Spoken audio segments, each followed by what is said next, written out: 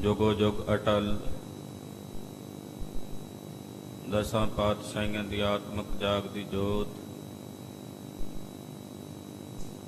असमाद जैसे अदब जीवां दे उधार करता। धन धन श्री गुरु ग्रंथ साहिब जी महाराज जी की पावन पवित्र शरण अंदर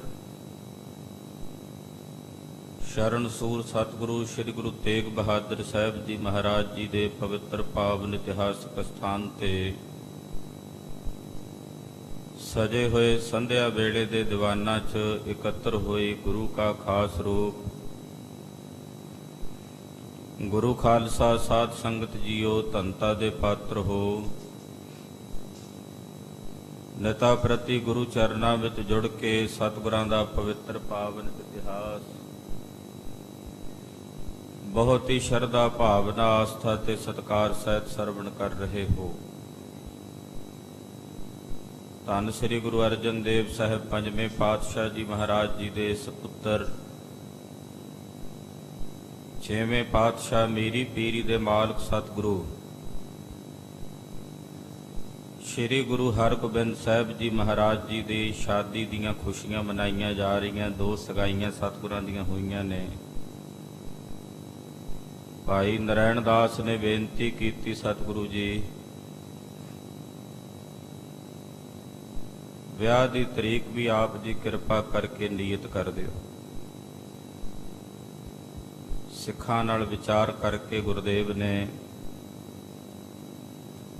माघ सुदी दसवीं का दिन मुकरर किया है शादी वास्ते। दोवां पासे तैयारियां हो रही। गुरु घर विच भी अनेकां प्रकार दीयां मठियाइयां पकवान तैयार हो रहे ने। और उधर भाई नारायण दास जी ने भी पूर्ण तौर पर तैयारी करनी आरंभ की। बड़े उत्सव ने गुरु घर विच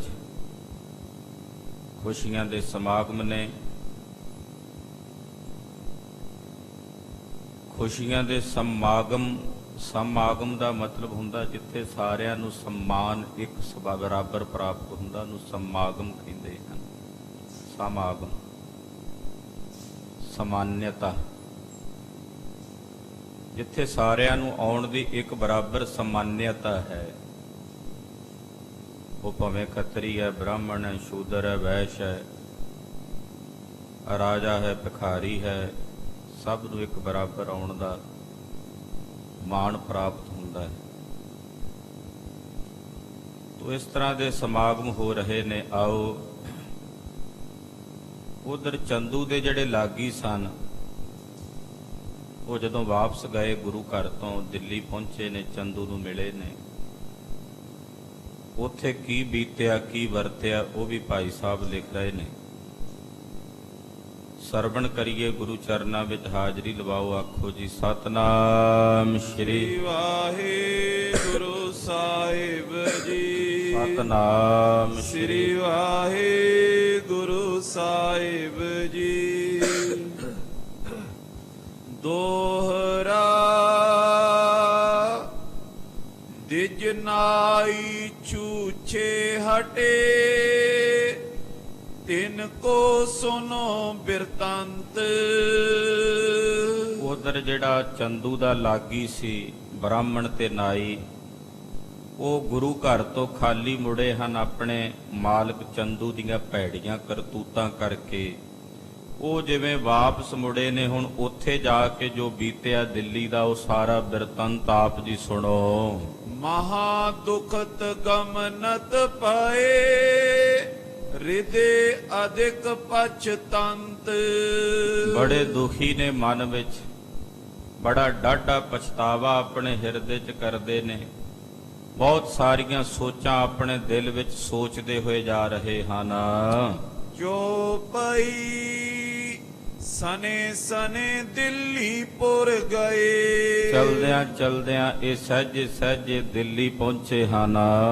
मग मैं किन्हू लूट जन लए। इदां दुखी हो के गए ने दिल्ली, मानो रस्ते विच टुरे जांदियां नूं किसे ने लुट लिया होवे। ਜਿਵੇਂ ਕੋਈ ਲੁੱਟਿਆ ਜਾਵੇ ਨਾ ਰਾਹ ਵਿੱਚ, ਜੋ ਕੁਝ ਉਹਦੀ ਪੂੰਜੀ ਹੋਵੇ ਸਾਰੀ ਲੁੱਟੀ ਜਾਏ ਤੇ ਉਹ ਬੰਦਾ ਬੜਾ ਦੁਖੀ ਹੁੰਦਾ ਹੈ। ਕਹਿੰਦੇ ਏਦਾਂ ਇਹ ਦੁਖੀ ਹੋਏ ਜਾ ਰਹੇ ਹਨ। ਘਰ ਖੱਤਰੀ ਕੇ ਪਹੁੰਚੇ ਜਾਏ, ਪਾਪੀ ਖੱਤਰੀ ਚੰਦੂ ਦੇ ਘਰੇ ਜਾ ਪਹੁੰਚੇ ਹਨ। ਜਹਾਂ ਮੂਡ ਬੈਠਿਓ ਗਰਭਾਏ, ਜਿੱਥੇ ਚੰਦੂ ਬੜੇ ਹੰਕਾਰ ਵਿੱਚ, ਹੈਂਕੜ ਦੇ ਵਿੱਚ ਬੈਠਾ ਹੋਇਆ ਸੀ। ਗਿਲਮ ਗਲੀਚੇ ਫਰਸ਼ ਵਿਸਾਲਾ, ਜਿਹੜੀ ਬੈਠਕ ਵਿੱਚ ਚੰਦੂ ਬੈਠਾ ਸੀ ਉਹ ਬੈਠਕ ਬੜੀ ਵੱਡੀ ਹੈ। ਉਹਦੇ ਵਿੱਚ ਬੜੇ ਬੜੇ ਸੋਹਣੇ ਗਿਲਮ ਗਲੀਚੇ ਵਿਛੇ ਹੋਏ ਨੇ। ਬੈਠਕ ਮੈਂ ਬੈਠਿਓ ਖੁਸ਼ਹਾਲਾ, ਇਹਦੀ ਇੱਕ ਵੱਡੀ ਬੈਠਕ ਹੈ ਜਿਹਨੂੰ ਅੱਜ ਕੱਲ ਆਪਾਂ ਡਰਾਇੰਗ ਰੂਮ ਕਹਿ ਦਿੰਦੇ ਆ। ਬੈਠਕ ਬੜੀ ਵੱਡੀ ਬਣੀ ਹੋਈ ਹੈ ਔਰ ਉਸ ਬੈਠਕ ਦੇ ਵਿੱਚ ਚੰਦੂ ਬੈਠਾ ਹੋਇਆ ਹੈ। ਇਹਦੇ ਕੁਝ ਮੁਨਸ਼ੀ ਮੁਸੱਦੀ ਵੀ ਬੈਠੇ ਹੋਏ ਨੇ। ਵੱਡ ਉਪਤਾਨ ਤਰਿਓ ਜੈ ਪਾਛੇ, ਚੰਦੂ ਦਾ ਇੱਕ ਵੱਡਾ ਸਾਰਾ ਪਲੰਘਾ ਹੈ, ਉਹਦੇ ਤੇ ਪਸਰ ਕੇ ਬੈਠਾ ਹੈ ਔਰ ਉਸ ਪਲੰਘੇ ਦੇ ਉੱਤੇ ਦੀ ਪਿੱਠ ਦੇ ਪਿਛਲੇ ਪਾਸੇ ਇੱਕ ਵੱਡਾ ਸਾਰਾ ਗੋਲ ਜਿਹਾ ਸਰਾਣਾ ਪਿਆ ਹੋਇਆ ਹੈ। ਸਗਰੇ ਸੇਤ ਬਸਤਰ ਤਨ ਕਾਛੇ, ਔਰ ਇਹਦਾ ਜਿਹੜਾ ਵਿਛਾਉਣਾ ਉਹ ਵੀ ਚਿੱਟੇ ਰੰਗ ਦਾ ਹੈ ਤੇ ਚੰਦੂ ਨੇ ਵੀ ਅੱਜ ਜਿਹੜੀ ਪੋਸ਼ਾਕ ਪਾਈ ਆ ਉਹ ਚਿੱਟੇ ਰੰਗ ਦੀ ਹੈ। ਬੈਠੇ ਲਿਖਨ ਹਾਰ ਟਿਗ ਬ੍ਰਿੰਦ, ਇਹਦੇ ਲਿਖਣ ਵਾਲੇ ਜਿਵੇਂ ਲੋਕਾਂ ਨੂੰ ਪਰਵਾਨੇ ਲਿਖ ਕੇ ਭੇਜਦਾ ਸੀ, ਆਪਣੀਆਂ ਮੋਹਰਾਂ ਲਾ ਕੇ ਲੋਕਾਂ ਕੋਲੋਂ ਮਾਮਲਾ ਉਰਾਉਂਦਾ ਸੀ, ਦੀਵਾਨ ਜੋ ਸੀ ਬਾਦਸ਼ਾਹ ਦਾ। ਇਹਦੇ ਕੋਲ ਅੱਗੇ ਕਈ ਲਿਖਣ ਵਾਲੇ ਜਿਹੜੇ ਸਨ ਲਿਖਾਰੀ ਬੈਠੇ ਹੋਏ ਸਨ। ਕਿਤਕ ਖੁਸ਼ਾਮਦ ਕਰਤ ਬਿਲੰਦ, ਔਰ ਉਹਨਾਂ ਲਿਖਾਰੀਆਂ ਨੂੰ ਲਿਖਾ ਰਿਹਾ ਸੀ ਫਲਾਣੇ ਦੇਸ਼ ਨੂੰ ਆਹ ਕੁਝ ਲਿਖ ਕੇ ਭੇਜੋ, ਫਲਾਣੇ ਨਗਰ ਵਾਲਿਆਂ ਨੂੰ ਆਹ ਲਿਖ ਕੇ ਭੇਜੋ ਮੇਰੇ ਵੱਲੋਂ। ਤੋ ਇਸ ਪ੍ਰਕਾਰ ਨਾਲ ਉਹਨਾਂ ਲਿਖਾਰੀਆਂ ਨੂੰ ਇਹ ਲਿਖਣ ਵਾਸਤੇ ਕਹਿ ਰਿਹਾ ਤੇ ਕਈ ਬੰਦੇ ਦੀਆਂ ਖੁਸ਼ਾਮਦਾਂ ਕਰਨ ਵਾਸਤੇ ਦੇ ਅੱਗੇ ਖਲੋਤੇ ਨੇ, ਕਿਉਂਕਿ ਇਹੋ ਜਿਹੇ ਵੰਡਿਆ ਬੰਦਿਆਂ ਦੇ ਖੁਸ਼ਾਮਦੀ ਵੀ ਬੜੇ ਹੁੰਦੇ ਨੇ ਜਿਹੜੇ ਜਾ ਕੇ ਇਹੋ ਜਿਹੇ ਬੰਦਿਆਂ ਨੂੰ ਹੋਰ ਚੰਬੜਾਉਂਦੇ ਆ ਖੁਸ਼ਾਮਦਾਂ ਕਰ ਕਰਕੇ। ਤੇ ਖੁਸ਼ਾਮਦੀ ਜਿਹੜੇ ਸਨ ਉਹ ਖੁਸ਼ਾਮਦਾਂ ਕਰਨ ਵਾਲੇ ਚੰਦੂ ਦੇ ਸਾਹਮਣੇ ਖਲੋਤੇ ਹਨ। ਕਾਰਜ ਅਰਥੀ ਮਾਨਵ ਕੇ, ਹੋਰ ਵੀ ਕਈ ਵਿਚਾਰੇ ਜਿਹੜੇ ਲੋੜਵੰਦ ਸਨ, ਗਰੀਬ ਗੁਰਬੇ ਸਨ, ਉਹ ਵੀ ਇਹਦੇ ਸਾਹਮਣੇ ਖਲੋਤੇ ਹੋਏ ਨੇ। ਜੋਰਤ ਹਾਥਨ ਜਾਚਤ ਸੇਈ, ਉਹ ਚੰਦੂ ਅੱਗੇ ਹੱਥ ਜੋੜ ਕੇ ਆਪਣਾ ਇਨਸਾਫ ਮੰਗ ਰਹੇ ਨੇ। ਉਹਦੇ ਕੋਲੋਂ ਹੱਥ ਮੰਗ ਕੇ ਆਪਣੀਆਂ ਜ਼ਰੂਰਤਾਂ ਦੀ ਪੂਰਤੀ ਵਾਸਤੇ ਮੰਗਾਂ ਮੰਗ ਰਹੇ ਹਨ। ਵੱਡੀ ਕਚਹਿਰੀ ਮੈਂ ਸੋ ਪੈਸਾ, ਬੜੀ ਵੱਡੀ ਕਚਹਿਰੀ ਇਹਦੀ ਬੈਠਕ ਦੇ ਵਿੱਚ ਹੀ ਲੱਗੀ ਹੋਈ ਆ ਤੇ ਚੰਦੂ ਪਾਪੀ ਮਲੇਛ ਉਹਦੇ ਵਿੱਚ ਬੈਠਾ ਹੋਇਆ ਹੈ। ਉੱਤਰ ਦੇਤ ਜੋਗ ਜਿਸ ਜੈਸਾ, ਔਰ ਹਰ ਇੱਕ ਬੰਦੇ ਨੂੰ ਜਥਾ ਯੋਗ ਜਵਾਬ ਦੇ ਰਿਹਾ ਹੈ।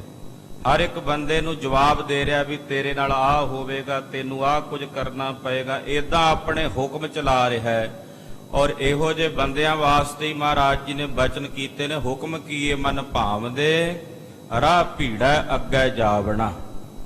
ਇਹੋ ਜਿਹੇ ਬੰਦੇ ਜਿਹੜੇ ਹੁਕਮ ਕਰਨ ਵਾਲੇ ਨੇ, ਲੋਕਾਂ ਕੋਲੋਂ ਆਪਣੀਆਂ ਮਰਜ਼ੀਆਂ ਮਨਾਉਣ ਵਾਲੇ ਨੇ, ਇਹ ਮਨਾ ਰਿਹਾ, ਆਪਣੇ ਹੁਕਮ ਜਾਰੀ ਕਰ ਰਿਹਾ ਹੈ। ਵਿਪਰ ਅਸ਼ੀਰਵਾਦ ਕੈ ਜੀਵੋ, ਐਨ ਉਸੇ ਸਮੇਂ ਜਿਹੜਾ ਇਹ ਬ੍ਰਾਹਮਣ ਤੇ ਨਾਈ ਲਾਗੀ ਸਨ ਗੁਰੂ ਘਰ ਤੋਂ ਵਾਪਸ ਪਰਤੇ ਨੇ, ਚੰਦੂ ਦੀ ਕਚਹਿਰੀ ਵਿੱਚ ਆ ਪਹੁੰਚੇ।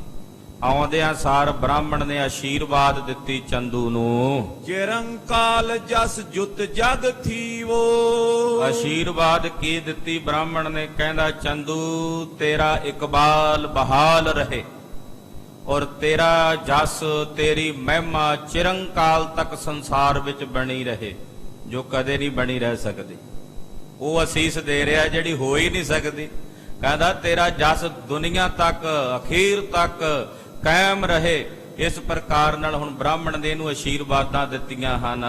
ਮੁਖ ਮੁਰਝਾਇਓ ਬੋਧਿਜ ਕੇਰਾ, ਬ੍ਰਾਹਮਣ ਦਾ ਚਿਹਰਾ ਮੁਰਝਾਇਆ ਹੋਇਆ, ਬੜਾ ਚਿੰਤਾ ਤੁਰ ਚਿਹਰੇ ਤੋਂ ਹਵਾਈਆਂ ਉੱਡੀਆਂ ਹੋਈਆਂ ਨੇ। ਚੰਦੂ ਤਬੇ ਬਿਲੋਚਨ ਹੇਰਾ, ਚੰਦੂ ਨੇ ਬ੍ਰਾਹਮਣ ਵੱਲ ਵੇਖਿਆ ਕਿ ਚਿਹਰਾ ਇਹਦਾ ਬੜਾ ਚਿੰਤਤ ਹੈ, ਖੁਸ਼ੀ ਦਾ ਕੰਮ ਕਰਕੇ ਆਇਆ, ਸਗਨ ਲਾ ਕੇ ਆਇਆ ਮੇਰੀ ਲੜਕੀ ਦੇ, ਤੇ ਸਗਨ ਦੇ ਕੇ ਆਇਆ ਤੇ ਇਹਦਾ ਚਿਹਰਾ ਕਿਹੋ ਜਿਹਾ, ਚਿੰਤਾ ਤੁਰ ਕਿਉਂ ਹੈ, ਦੁਖੀ ਕਿਉਂ ਹੈ? ਚੰਦੂ ਨੇ ਇਹਦੇ ਚਿਹਰੇ ਵੱਲ ਵੇਖਿਆ। ਪਾਏ ਲਗੇ ਪਾਂਦਾ ਕੋ ਬਾਤੀ, ਚੰਦੂ ਕਹਿੰਦਾ ਜੀ ਪੈਰੀ ਪੈਨਾ, ਬ੍ਰਾਹਮਣ ਨੂੰ ਕਹਿੰਦਾ, ਕਿਉਂਕਿ ਇਹ ਜਜਮਾਨ ਸੀ ਬ੍ਰਾਹਮਣ, ਇਹਨਾਂ ਦੀ ਕੁੱਲ ਦਾ ਬ੍ਰਾਹਮਣ ਸੀ। ਕਹਿੰਦਾ ਜੀ ਪੈਰੀ ਪੈਨਾ ਪਾਂਦਾ ਜੀ, ਇਦਾਂ ਕਹਿ ਕੇ ਉਸ ਵੇਲੇ ਚੰਦੂ ਬੋਲਿਆ, ਤੁਝ ਦੇਖਤ ਧਰਕਤ ਮੁਝ ਛਾਤੀ। ਕਹਿੰਦਾ ਪੰਡਤ ਜੀ ਤੁਹਾਨੂੰ ਵੇਖ ਕੇ ਮੇਰੀ ਛਾਤੀ ਧੜਕਣ ਲੱਗ ਪਈ ਆ ਜ਼ੋਰ ਜ਼ੋਰ ਨਾਲ, ਤੁਹਾਡਾ ਚਿਹਰਾ ਤੱਕ ਕੇ ਮੇਰੀ ਛਾਤੀ ਧੜਕਣ ਲੱਗ ਪਈ ਆ, ਮੇਰੇ ਦਿਲ 'ਚ ਹਊਏ ਉੱਠਣ ਲੱਗ ਪਏ ਨੇ। ਫਰਕਤ ਬਾਮ ਅੰਗ ਤਨ ਮੇਰੇ। ਆ ਮੇਰੀ ਖੱਬੀ ਅੱਖ ਵੀ ਫਰਕੀ ਜਾਂਦੀ ਆ, ਖੱਬੀ ਬਾਹ ਵੀ ਫਰਕੀ ਜਾਂਦੀ ਆ, ਖੱਬੀ ਲੱਤ ਵੀ ਫਰਕੀ ਜਾਂਦੀ ਹੈ। ਮੇਰੇ ਸਰੀਰ ਦਾ ਜਿਹੜਾ ਸਾਰਾ ਖੱਬਾ ਪਾਸਾ ਹੈ ਉਹ ਫਰਕਦਾ ਚਲਿਆ ਜਾ ਰਿਹਾ ਹੈ। ਨਹੀਂ ਸ਼ਗੁਨ ਕੁਛ ਆਛੇ ਹੀਰੇ। ਮੈਨੂੰ ਕੋਈ ਸ਼ਗਨ ਚੰਗੇ ਨਹੀਂ ਪਏ ਜਾਪਦੇ। ਆ ਜਿਹੜਾ ਮੇਰਾ ਖੱਬਾ ਪਾਸਾ ਫਰਕਦਾ, ਮੈਨੂੰ ਮਾੜਾ ਸ਼ਗਨ ਜਾਪਦਾ। ਤੇਰੀ ਸ਼ਕਲ ਵੇਖ ਕੇ ਵੀ ਪੰਡਤ ਜੀ ਪਾਂਦਾ ਜੀ ਇਦਾਂ ਜਾਪਦਾ ਕੋਈ ਮਾੜਾ ਕੰਮ ਕਰਕੇ ਹੀ ਆਇਆ ਤੂੰ, ਕੋਈ ਮਾੜਾ ਕੰਮ ਹੀ ਹੋਇਆ ਤੇਰੇ ਕੋਲੋਂ। ਤੇ ਇਸ ਪ੍ਰਕਾਰ ਮੈਨੂੰ ਬੜੇ ਮਾੜੇ ਸ਼ਗਨ ਸੁਝ ਰਹੇ ਨੇ ਪਾਂਦਾ ਜੀ। ਬਦਨ ਸਚਿੰਤ ਦੇਖ ਕਰ ਤੋਈ। ਤੇਰਾ ਚਿਹਰਾ ਚਿੰਤਾ ਤੁਰ ਵੇਖ ਕੇ, ਤੇਰੇ ਚਿਹਰਾ ਪੀਲਾ ਹੋਇਆ ਪਿਆ ਚਿੰਤਾ ਦੇ ਨਾਲ, ਐਦਾਂ ਦਾ ਚਿਹਰਾ ਤੱਕ ਕੇ ਅਤ ਸੰਸੇ ਹੋਵਤ ਉਰ ਮੋਈ। ਮੇਰੇ ਮਨ 'ਚ ਹੋਰ ਸੰਸਾ ਹੋ ਰਿਹਾ, ਮੇਰੇ ਮਨ 'ਚ ਹੋਰ ਜ਼ਿਆਦਾ ਵਹਿਮ ਪੈਦਾ ਹੋ ਰਿਹਾ ਹੈ। ਪੰਥ ਚਲਤ ਵਸਤੂ ਚੁਰਵਾਈ। ਕੀ ਹੋਇਆ ਪੰਡਤ ਜੀ, ਰਸਤੇ ਦੇ ਵਿੱਚ ਕਿਤੇ ਤੁਹਾਡੀਆਂ ਵਸਤੂਆਂ ਤਾਂ ਨਹੀਂ ਚੋਰੀ ਹੋ ਗਈਆਂ? ਕਿਸੇ ਲੁਟੇਰੇ ਨੇ ਰਾਹ 'ਚ ਲੁੱਟ ਤਾਂ ਨਹੀਂ ਲਿਆ ਤੁਹਾਨੂੰ? ਕਿਸੇ ਰਾਹ ਮਾਰ ਨੇ ਤੁਹਾਡੇ ਕੋਲੋਂ ਕੁਝ ਖੋਹ ਤਾਂ ਨਹੀਂ ਲਿਆ? ਕਿਦੋਂ ਅਪਰ ਕਾਰਜ ਬਿਗਰਾਈ। ਜਾਂ ਫਿਰ ਕੋਈ ਹੋਰ ਕੰਮ ਵਿਗੜ ਗਿਆ ਤੁਹਾਡਾ ਕਿ ਇੰਨੇ ਚਿੰਤਾ ਤੁਰ ਨਜ਼ਰ ਆ ਰਹੇ ਹੋ? ਮੁੱਦ ਜੁਤ ਮਿਲਬੋ ਚਾਹੀਏ ਤੇਰਾ। ਤੈਨੂੰ ਤਾਂ ਮੈਨੂੰ ਖੁਸ਼ੀ ਨਾਲ ਆ ਕੇ ਮਿਲਣਾ ਚਾਹੀਦਾ ਸੀ, ਕਿਉਂਕਿ ਤੂੰ ਖੁਸ਼ੀ ਦਾ ਕੰਮ ਕਰਨ ਗਿਆ ਸੀ। ਤੇ ਤੈਨੂੰ ਤਾਂ ਮੈਨੂੰ ਬੜੇ ਖੁਸ਼ ਹੋ ਕੇ ਖਿੜੇ ਮੱਥੇ ਆ ਕੇ ਮਿਲਣਾ ਚਾਹੀਦਾ ਸੀ। ਪਟਿਓ ਤੋ ਸ਼ਾਦੀ ਹਿਤ ਮੇਰਾ। ਮੈਂ ਤਾਂ ਤੈਨੂੰ ਸ਼ਾਦੀ ਦੇ ਸਮਾਗਮ ਵਾਸਤੇ, ਖੁਸ਼ੀ ਦੇ ਸਮਾਗਮ ਵਾਸਤੇ ਭੇਜਿਆ ਸੀ, ਜਿਸ ਮੈਂ ਤੁਝ ਕੋ ਲਾਭ ਵਿਸਾਲਾ। ਉਹਦੇ ਵਿੱਚ ਤੇਰਾ ਵੀ ਲਾਭ ਸੀ, ਤੈਨੂੰ ਵੀ ਲਾਭ ਮਿਲਣਾ ਸੀ, ਗੁਰੂ ਘਰੋਂ ਮੂੰਹ ਮੰਗਿਆ ਪੈਸਾ ਮਿਲਣਾ ਸੀ, ਦਾਨ ਮਿਲਣਾ ਸੀ, ਤੇਰੇ ਵੀ ਲਾਭ ਦਾ ਸੌਦਾ ਸੀ। ਅਸ ਕਾਰਜ ਮੈਂ ਤੂੰ ਇਸ ਕਾਲਾ। ਇਹੋ ਜੇ ਖੁਸ਼ੀ ਦੇ ਕੰਮ ਦੇ ਵਿੱਚ, ਇਹੋ ਜੇ ਖੁਸ਼ੀ ਦੇ ਮਾਹੌਲ ਵਿੱਚ ਸਮੇਂ ਹਰਖ ਕੇ ਮੁਖ ਮੁਰਝਾਇਓ। ਤੇ ਇਦਾਂ ਦੇ ਖੁਸ਼ੀ ਦੇ ਸਮੇਂ 'ਚ ਤੇਰਾ ਚਿਹਰਾ ਮੁਰਝਾਇਆ ਹੋਇਆ। ਪੰਡਤ ਜੀ ਰੱਬ ਸੁੱਖ ਰੱਖੇ, ਮੈਨੂੰ ਡਰ ਲੱਗੀ ਜਾਂਦਾ। ਆ ਹੋਇਆ ਕੀ ਹੈ? ਕਿਹੋ ਜੇ ਖੁਸ਼ੀ ਦੇ ਸਮੇਂ ਤੁਹਾਡੇ ਚਿਹਰੇ ਤੇ ਕੁੱਖੜ ਉੱਡੀ ਹੋਈ ਹੈ, ਇੱਕ ਰੰਗ ਆ ਰਿਹਾ, ਇੱਕ ਜਾ ਰਿਹਾ।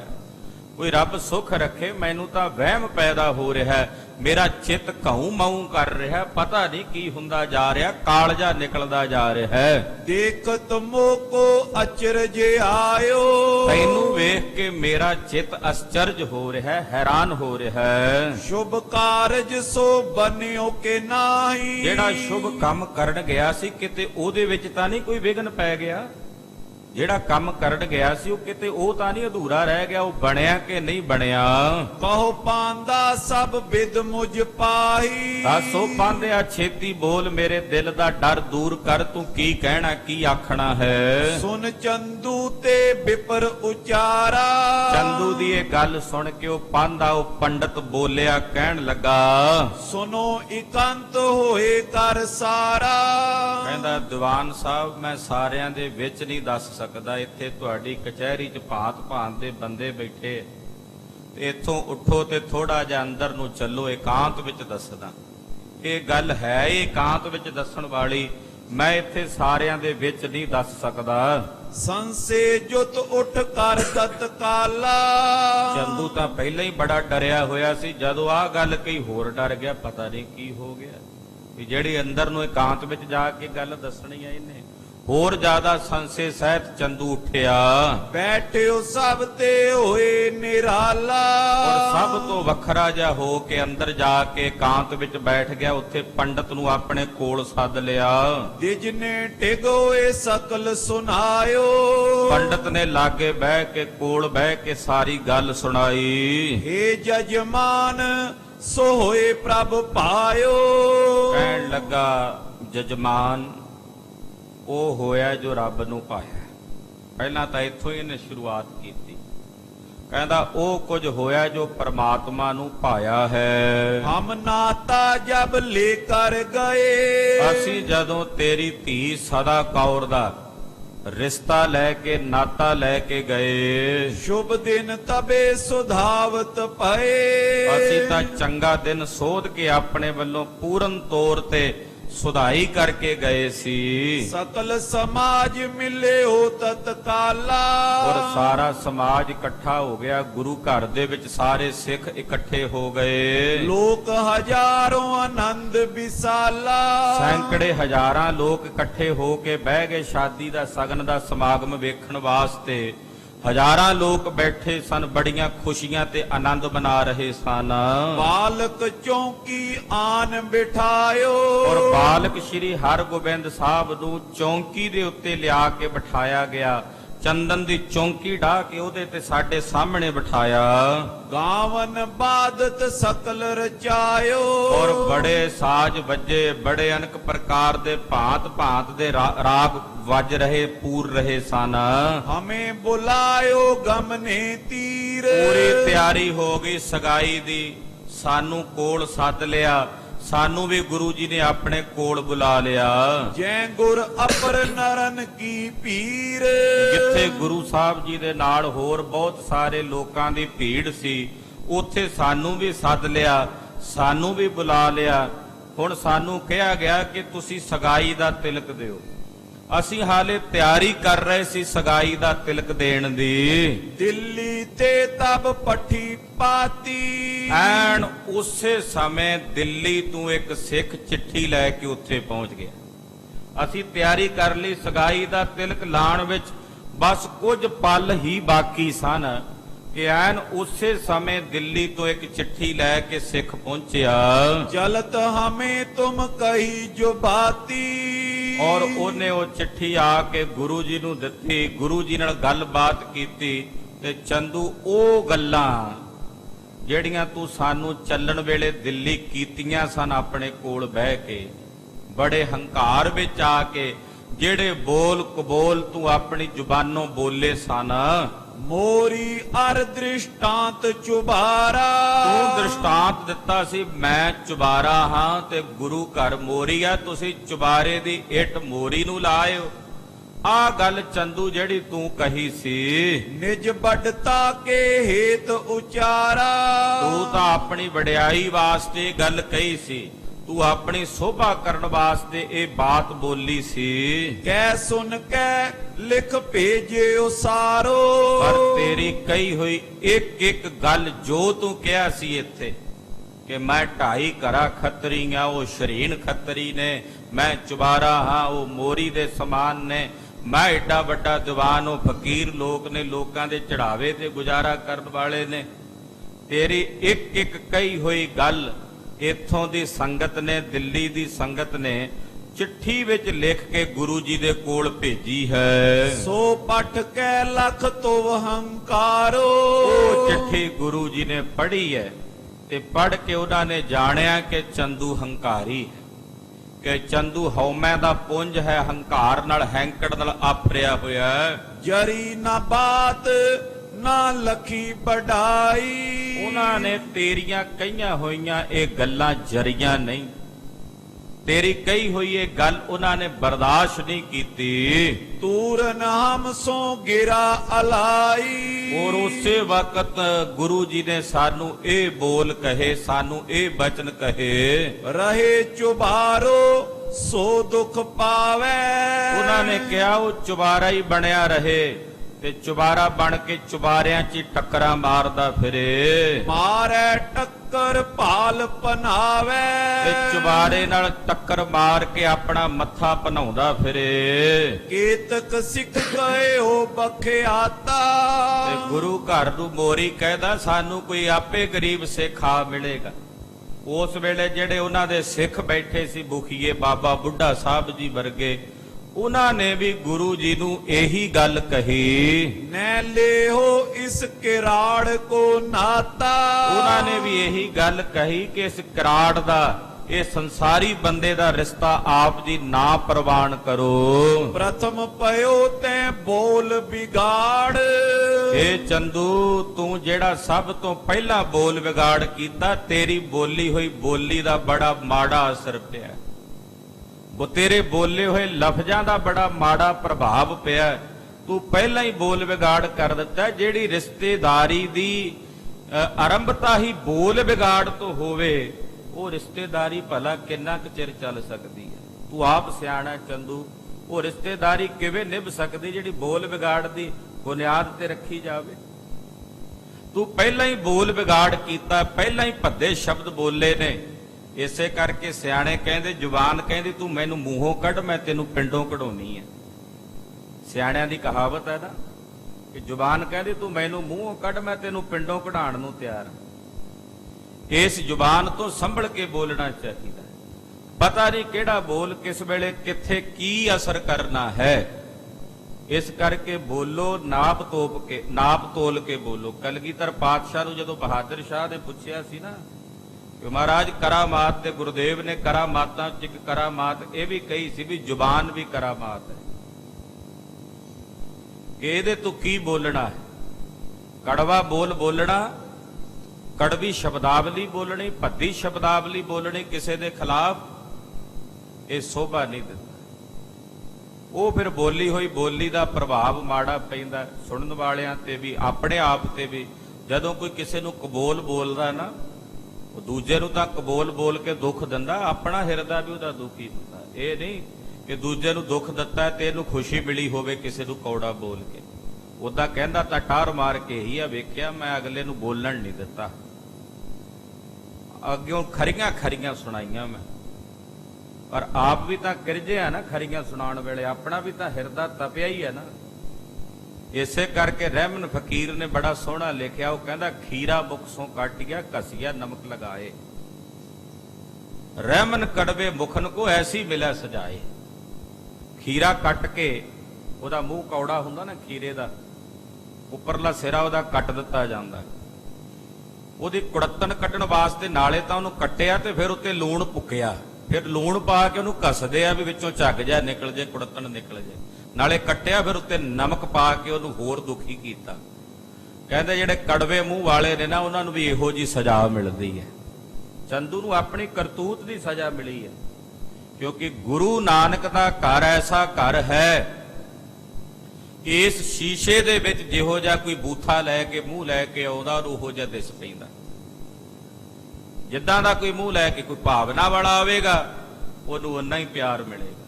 ਕੋਈ ਈਰਖਾ ਲੈ ਕੇ ਆਵੇਗਾ, ਦਵੈਸ਼ ਲੈ ਕੇ ਆਵੇਗਾ, ਉਹਨੂੰ ਉਹੀ ਫਲ ਮਿਲੇਗਾ। ਇਹ ਤਾਂ ਸ਼ੀਸ਼ਾ ਹੈ, ਸ਼ੀਸ਼ੇ ਨੇ ਤਾਂ ਉਹੀ ਕੁਝ ਵਿਖਾਣਾ ਜੋ ਤੁਸੀਂ ਹੋ। ਇਹ ਨਹੀਂ ਕਿ ਜੇ ਤੁਹਾਡਾ ਆਪਣਾ ਮੂੰਹ ਵਿੰਗਾ ਟੇਢਾ, ਅੱਖਾਂ ਤੁਹਾਡੀਆਂ ਆਪਣੀਆਂ ਟੀਰੀਆਂ ਨੇ, ਨੱਕ ਤੁਹਾਡੀ ਆਪ ਕਿੱਧਰ ਨੂੰ ਜਾ ਰਹੀ ਹੈ, ਤੇ ਸ਼ੀਸ਼ੇ ਵਿੱਚ ਵੇਖ ਕੇ ਆਖੋ ਸ਼ੀਸ਼ਾ ਗਲਤ ਬੋਲਦਾ ਹੈ। ਸ਼ੀਸ਼ੇ ਨੇ ਤਾਂ ਉਹੀ ਦੱਸਣਾ ਜੋ ਹੈ, ਮੂੰਹ ਲੈ ਕੇ ਉਹਦੇ ਸਾਹਮਣੇ ਜਾ ਰਹੇ। ਇਹ ਗੁਰੂ ਨਾਨਕ ਦਾ ਘਰ ਆਰਸੀ ਹੈ, ਸ਼ੀਸ਼ਾ ਹੈ। ਚੰਦੂ ਨੇ ਜਿਹੋ ਜਿਹਾ ਮੂੰਹ ਲੈ ਕੇ ਵੇਖਿਆ, ਉਹਨੂੰ ਉਹ ਕੁਝ ਹੀ ਅੱਗੋਂ ਨਜ਼ਰ ਆਇਆ, ਉਹ ਕੁਝ ਹੀ ਉਹਨੂੰ ਮਿਲਿਆ, ਉਹ ਕੁਝ ਹੀ ਪ੍ਰਾਪਤ ਹੋਇਆ। ਇਸੇ ਕਰਕੇ ਇੱਥੇ ਭਾਵਨਾ ਲੈ ਕੇ ਜਿਹੜਾ ਆਉਂਦਾ, ਉਹਦੀਆਂ ਝੋਲੀਆਂ ਭਰਦਿਆਂ ਮਹਾਰਾਜ ਜੀ ਦੇਰੀ ਨਹੀਂ ਲਾਉਂਦੇ, ਤੇ ਜਿਹੜਾ ਦਵੈਸ਼ ਤੇ ਦੁਸ਼ਮਣੀ ਦੀ ਬਿਰਤੀ ਰੱਖ ਕੇ ਆਉਂਦਾ, ਫਲ ਉਹਨਾਂ ਨੂੰ ਵੀ ਮਿਲਦਾ।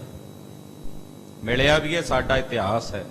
ਭਾਵੇਂ ਉਹ ਅਬਦਾਲੀ ਸੀ, ਭਾਵੇਂ ਉਹ ਨਾਦਰ ਸੀ, ਕੋਈ ਵੀ ਸੀ, ਜਿਹਨੇ ਵੀ ਈਰਖਾ ਨਾਲ ਗੁਰੂ ਘਰ ਵੱਲ ਵੇਖਿਆ, ਉਦੋਂ ਉਹਦਾ ਫਲ ਪ੍ਰਾਪਤ ਹੋਇਆ, ਉਹਨੂੰ ਉਹਦਾ ਫਲ ਮਿਲਿਆ। ਤੋ ਇਹ ਬ੍ਰਾਹਮਣ ਬੋਲ ਰਿਹਾ ਹੈ, ਕਹਿੰਦਾ ਚੰਦੂ ਤੇਰੇ ਬੋਲ ਵਿਗਾੜ ਕਰਕੇ ਆ ਸਾਰਾ ਕੰਮ ਹੋਇਆ।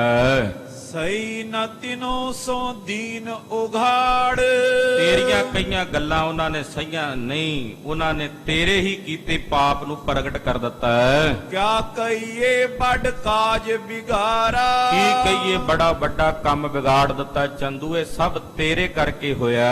ਮੈਂ ਸਵਰਿਓ ਮੈਂ ਬਹੁਤ ਉਚਾਰਾ। ਹਾਲਾਂਕਿ ਤੇਰੇ ਵੱਲੋਂ ਮੈਂ ਬੜਾ ਕੁਝ ਕਿਹਾ, ਉੱਥੇ ਗੁਰੂ ਜੀ ਨੂੰ ਬੇਨਤੀਆਂ ਕੀਤੀਆਂ, ਪਰ ਮੁੜ ਕੇ ਕਾਰਜ ਨਹੀਂ ਸੁਧਰ ਸਕਿਆ। ਕਹਿਤ ਪਾਏ ਜੋ ਸਮ ਹੈ ਮੋਰੀ। ਸਗੋਂ ਉਹਨਾਂ ਨੇ ਅੱਗੋਂ ਜਵਾਬ ਦਿੱਤਾ ਕਿ ਜਿਹੜੇ ਗੁਰੂ ਘਰ ਨੂੰ ਤੁਸੀਂ ਮੋਰੀ ਦੇ ਸਮਾਨ ਕਿਹਾ ਹੈ, ਸਮ ਮੋਰੀ ਕੇ ਮਿਲੇ ਸੋ ਮੋਰੀ।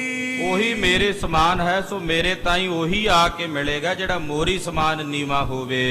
ਇਮ ਸੁਨ ਬਹੁਤ ਥਾਨ ਕੀ ਸੰਗਤ। ਏਦਾਂ ਸੁਣ ਕੇ ਉੱਥੇ ਬੜੀਆਂ ਥਾਵਾਂ ਦੀ ਸੰਗਤ ਬੈਠੀ ਸੀ। ਬੈਠੀ ਬ੍ਰਿੰਦ ਬਿਲੋਕ ਉਮੰਗਤ। ਸਾਰੀ ਸੰਗਤ ਬੈਠੀ ਬੜੀ ਉਮੰਗ ਨਾਲ ਗੁਰੂ ਜੀ ਨੂੰ ਵੇਖ ਰਹੀ ਸੀ। ਤਿਨ ਮੈਂ ਤੇ ਇੱਕ ਉੱਠ ਕਰ ਖੱਤਰੀ। ਉਹਨਾਂ ਸਿੱਖਾਂ ਦੇ ਵਿੱਚੋਂ ਇੱਕ ਖੱਤਰੀ ਉਸ ਵੇਲੇ ਉੱਠਿਆ, ਉਹਦਾ ਨਾਮ ਨਰੈਣ ਦਾਸ ਸੀ। ਹੱਥ ਜੋੜ ਕੇ ਗਿਰਾ ਬਚਿਤਰੀ। ਹੱਥ ਜੋੜ ਕੇ ਉਹਨੇ ਗੁਰੂ ਜੀ ਨੂੰ ਬੇਨਤੀ ਕੀਤੀ। ਸਪਤ ਬਰਖ ਕੀ ਦੋਹਤਾ ਮੇਰੀ। ਉਹਨੇ ਆਖਿਆ ਜੀ ਮੇਰੀ 7 ਕੁ ਸਾਲਾਂ ਦੀ ਇੱਕ ਲੜਕੀ ਹੈ, ਲਿਓ ਨਾਤਾ ਗੁਰ ਕਰੋ ਨ ਦੇਰੀ। ਮਹਾਰਾਜ ਮੇਰੀ ਲੜਕੀ ਦਾ ਆਪ ਜੀ 6ਵੇਂ ਪਾਤਸ਼ਾਹ ਜੀ ਦਾ ਨਾਤਾ ਲੈ ਲਵੋ, ਉਹਨਾਂ ਦੀ ਦਾਸੀ ਬਣਾ ਦਿਓ, ਦੇਰੀ ਨਾ ਕਰੋ। ਬਾਲਕ ਤਿਲਕ ਕਰਿਓ ਤਤਕਾਲਾ। ਕਹਿੰਦੇ ਸਾਡੇ ਬੈਠਿਆਂ ਬੈਠੀ ਇੱਕਦਮ ਇੱਕ ਰਿਸ਼ਤਾ ਹੋਇਆ। ਨਰੈਣ ਦਾਸ ਨੇ ਸ੍ਰੀ ਹਰਗੋਬਿੰਦ ਸਾਹਿਬ ਦੇ ਮੱਥੇ ਦੇ ਉੱਤੇ ਸਗਾਈ ਦਾ ਤਿਲਕ ਦਿੱਤਾ। ਤਿਮਈ ਉਤ ਸਵਰਿਓ ਬਿਸਾਲਾ। ਉਹਨਾਂ ਦੇ ਘਰ 'ਚ ਖੁਸ਼ੀ ਦੀ ਕਮੀ ਨਹੀਂ, ਸਾਡੇ ਤਾਂ ਰੋਣੇ ਪੈ ਗਏ, ਪਰ ਉੱਥੇ ਨਹੀਂ ਖੁਸ਼ੀ ਦੀ ਕਮੀ ਹੋਈ, ਉੱਥੇ ਉਸੇ ਤਰ੍ਹਾਂ ਉਤਸਵ ਬਣਿਆ ਰਿਹਾ। ਖੱਤਰੀ ਔਰ ਉੱਠਿਓ ਇੱਕ ਪਾਛੇ। ਇੱਕ ਨਾਤਾ ਹੋਇਆ, ਇੰਨੇ ਨੂੰ ਇੱਕ ਹੋਰ ਖੱਤਰੀ ਉੱਠਿਆ, ਉਹਦਾ ਨਾਂ ਹਰੀ ਚੰਦ ਸੀ। ਸੰਗ ਗੋਤ ਨਿਜ ਕਹਿ ਕਰ ਆਛੇ। ਉਹਨੇ ਵੀ ਆਪਣਾ ਗੋਤ ਦੱਸਿਆ, ਆਪਣਾ ਪਿੰਡ ਦੱਸਿਆ। ਤਬਈ ਦੂਜੀ ਕਰੀ ਸਗਾਈ। ਉਸੇ ਵਕਤ ਦੂਜੀ ਸਗਾਈ ਵੀ ਸ੍ਰੀ ਹਰਗੋਬਿੰਦ ਸਾਹਿਬ ਦੀ ਹੋ ਗਈ। ਦੇਖਤ ਦੁਗਨੀ ਬਜੀ ਬਧਾਈ। ਸਾਡੇ ਵੇਖਦਿਆਂ ਵੇਖਦਿਆਂ ਦੁੱਗਣੀਆਂ ਵਧਾਈਆਂ ਵੱਜਣ ਲੱਗੀਆਂ ਉੱਥੇ। ਨਾਤਾ ਤੋਏ ਸੁਤਾ ਕੋ ਫੇਰਾ। ਤੇਰੀ ਧੀ ਦਾ ਰਿਸ਼ਤਾ ਉਹਨਾਂ ਨੇ ਫੇਰ ਦਿੱਤਾ, ਮੋੜ ਦਿੱਤਾ। ਚਲਿਓ ਉਪਾਏ ਨਹੀਂ ਕੁਛ ਮੇਰਾ। ਅਸੀਂ ਆਪਣੇ ਵੱਲੋਂ ਬੜੇ ਉਪਾਅ ਕੀਤੇ, ਪਰ ਸਾਡਾ ਕੋਈ ਉਪਾਅ ਨਹੀਂ ਚੱਲ ਸਕਿਆ। ਸੁਣ ਅਣਖਿਓ ਚੰਦੂ ਮਤਹੀਨ। ਇਹ ਸੁਣ ਕੇ ਚੰਦੂ ਅਣਖਿਆ, ਇਹਦੇ ਹੰਕਾਰ ਨੂੰ ਹੋਰ ਜ਼ਿਆਦਾ ਠੇਸ ਪਹੁੰਚੀ। ਹੰਕਾਰ ਦੇ ਵਿੱਚ ਉਸੇ ਵਕਤ ਹੰਕਾਰ ਦੇ ਵਿੱਚ ਅਣਖ ਦੇ ਵਿੱਚ ਤਮਕ ਵਿੱਚ ਆਇਆ। ਤਪਤ ਹਿਰਦਾ ਤੂਸ਼ਨ ਦੁਖ ਪੀਨ। ਹਿਰਦਾ ਤਪਣ ਲੱਗਾ, ਇੱਕਦਮ ਦਵੈਸ਼ ਦੀ ਅੱਗ ਦੇ ਭਾਂਬੜੇ ਦੇ ਹਿਰਦੇ 'ਚ ਬਲ ਪਏ। ਪਾਨ ਸਮਾਨ ਬੈਨ ਦਿਜ ਕੇਰੇ। ਇਸ ਪੰਡਤ ਦੇ ਬੋਲੇ ਹੋਏ ਬੋਲ ਤੀਰਾਂ ਵਾਂਗੂ ਚੁੱਭ ਗਏ ਚੰਦੂ ਦੇ ਕਲੇਜੇ ਨੂੰ, ਇਹਦੇ ਹਿਰਦੇ ਨੂੰ ਵਿੰਨ ਕੇ ਰੱਖ ਦਿੱਤਾ। ਲਗੇ ਹਿਰਦੇ ਪਏ ਦੁਖਤ ਬਡੇਰੇ। ਜਿਵੇਂ ਤੀਰ ਨਹੀਂ ਕਿਸੇ ਨੂੰ ਵੱਜਦਾ ਤੇ ਉਹ ਦੁਖੀ ਹੋ ਜਾਂਦਾ, ਏਦਾਂ ਤੀਰਾਂ ਵਾਂਗੂ ਬੋਲੇ ਦੇ ਕਲੇਜੇ ਨੂੰ ਵਿੰਨ ਗਏ। ਬੜਾ ਜ਼ਿਆਦਾ ਦੁਖੀ ਹੋਇਆ ਚੰਦੂ। ਕਹਿਤ ਪਇਓ ਪਾਂਦਾ ਸੁਣ ਲੇਹੋ। ਇੱਕਦਮ ਬੋਲਿਆ, ਕਹਿਣ ਲੱਗਾ ਉਹ ਪਾਂਦਿਆ ਸੁਣ ਲੈ। ਜਿਉ ਕਿਉ ਸਾਖਤ ਸੀ ਥਲ ਦੇਹੋ। ਜਿਵੇਂ ਕਿਵੇਂ ਕਰਕੇ ਇਹ ਸਾਖ ਉਸੇ ਜਗ੍ਹਾ ਤੇ ਦੇਣਾ, ਜੋ ਮਰਜ਼ੀ ਹੋ ਜਾਏ। ਐਸੀ ਬਿਦਤ ਹੋਏ ਨੈ ਜਾਏ। ਇਹ ਗੱਲ ਕਿਤੇ ਬਾਹਰ ਨਹੀਂ ਨਿਕਲਣੀ ਚਾਹੀਦੀ ਕਿ ਮੇਰੀ ਧੀ ਦਾ ਰਿਸ਼ਤਾ ਮੁੜ ਗਿਆ। ਇਹ ਗੱਲ ਕਿਤੇ ਬਾਹਰ ਜ਼ਾਹਰ ਨਹੀਂ ਹੋਣੀ ਚਾਹੀਦੀ, ਤੇਰੇ ਤੇ ਮੇਰੇ ਵਿੱਚ ਰਹੇ। ਹਟਿਓ ਸਾਕ ਲਾਗੀ ਮੁਰ ਆਏ। ਕਿਤੇ ਇਹ ਗੱਲ ਨਹੀਂ ਬਾਹਰ ਨਿਕਲਣੀ ਚਾਹੀਦੀ ਕਿ ਲਾਗੀ ਮੁੜ ਆਏ ਨੇ, ਚੰਦੂ ਦੀ ਲੜਕੀ ਦਾ ਸਾਕ ਮੁੜ ਆਇਆ ਹੈ। ਜਾਂ ਤੇ ਤੂਰਨ ਅਬ ਚੱਲ ਜਾਵੋ। ਇਸ ਕਰਕੇ ਜਿੰਨਾ ਛੇਤੀ ਹੋਵੇ ਪੰਡਤ ਜੀ ਛੇਤੀ ਨਾਲ ਦੁਬਾਰਾ ਚੱਲ ਕੇ ਜਾਓ ਗੁਰੂ ਅਰਜਨ ਦੇਵ ਸਾਹਿਬ ਕੋਲ।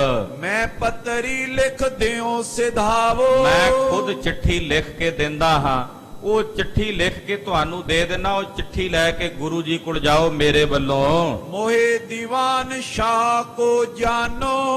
ਤੇ ਮੈਂ ਚਿੱਠੀ ਵਿੱਚ ਇਹੀ ਲਿਖਾਂਗਾ ਕਿ ਮੈਂ ਬਾਦਸ਼ਾਹ ਜਹਾਂਗੀਰ ਦਾ ਦੀਵਾਨ ਹਾਂ। ਵੇਖੋ ਕਿਵੇਂ ਮੱਤ ਤੇ ਪੜਦਾ ਪਿਆ ਮਲੇਛ। ਜੇ ਚਾਹੁੰਦਾ ਤੇ ਆਪ ਜਾਂਦਾ ਸਤਿਗੁਰਾਂ ਦੇ ਚਰਨਾਂ 'ਚ ਬੇਨਤੀ ਕਰਕੇ ਖਿਮਾ ਯਾਚਨਾ ਕਰਦਾ, ਮਹਾਰਾਜ ਮੈਂ ਬੋਲ ਵਿਗਾੜ ਕਰ ਚੁੱਕਾ, ਮੁਆਫੀ ਮੰਗਦਾ, ਤੇ ਮੇਰੇ ਸਤਿਗੁਰੂ ਬਖਸ਼ੰਦ ਨੇ ਬਖਸ਼ ਵੀ ਲੈਂਦੇ।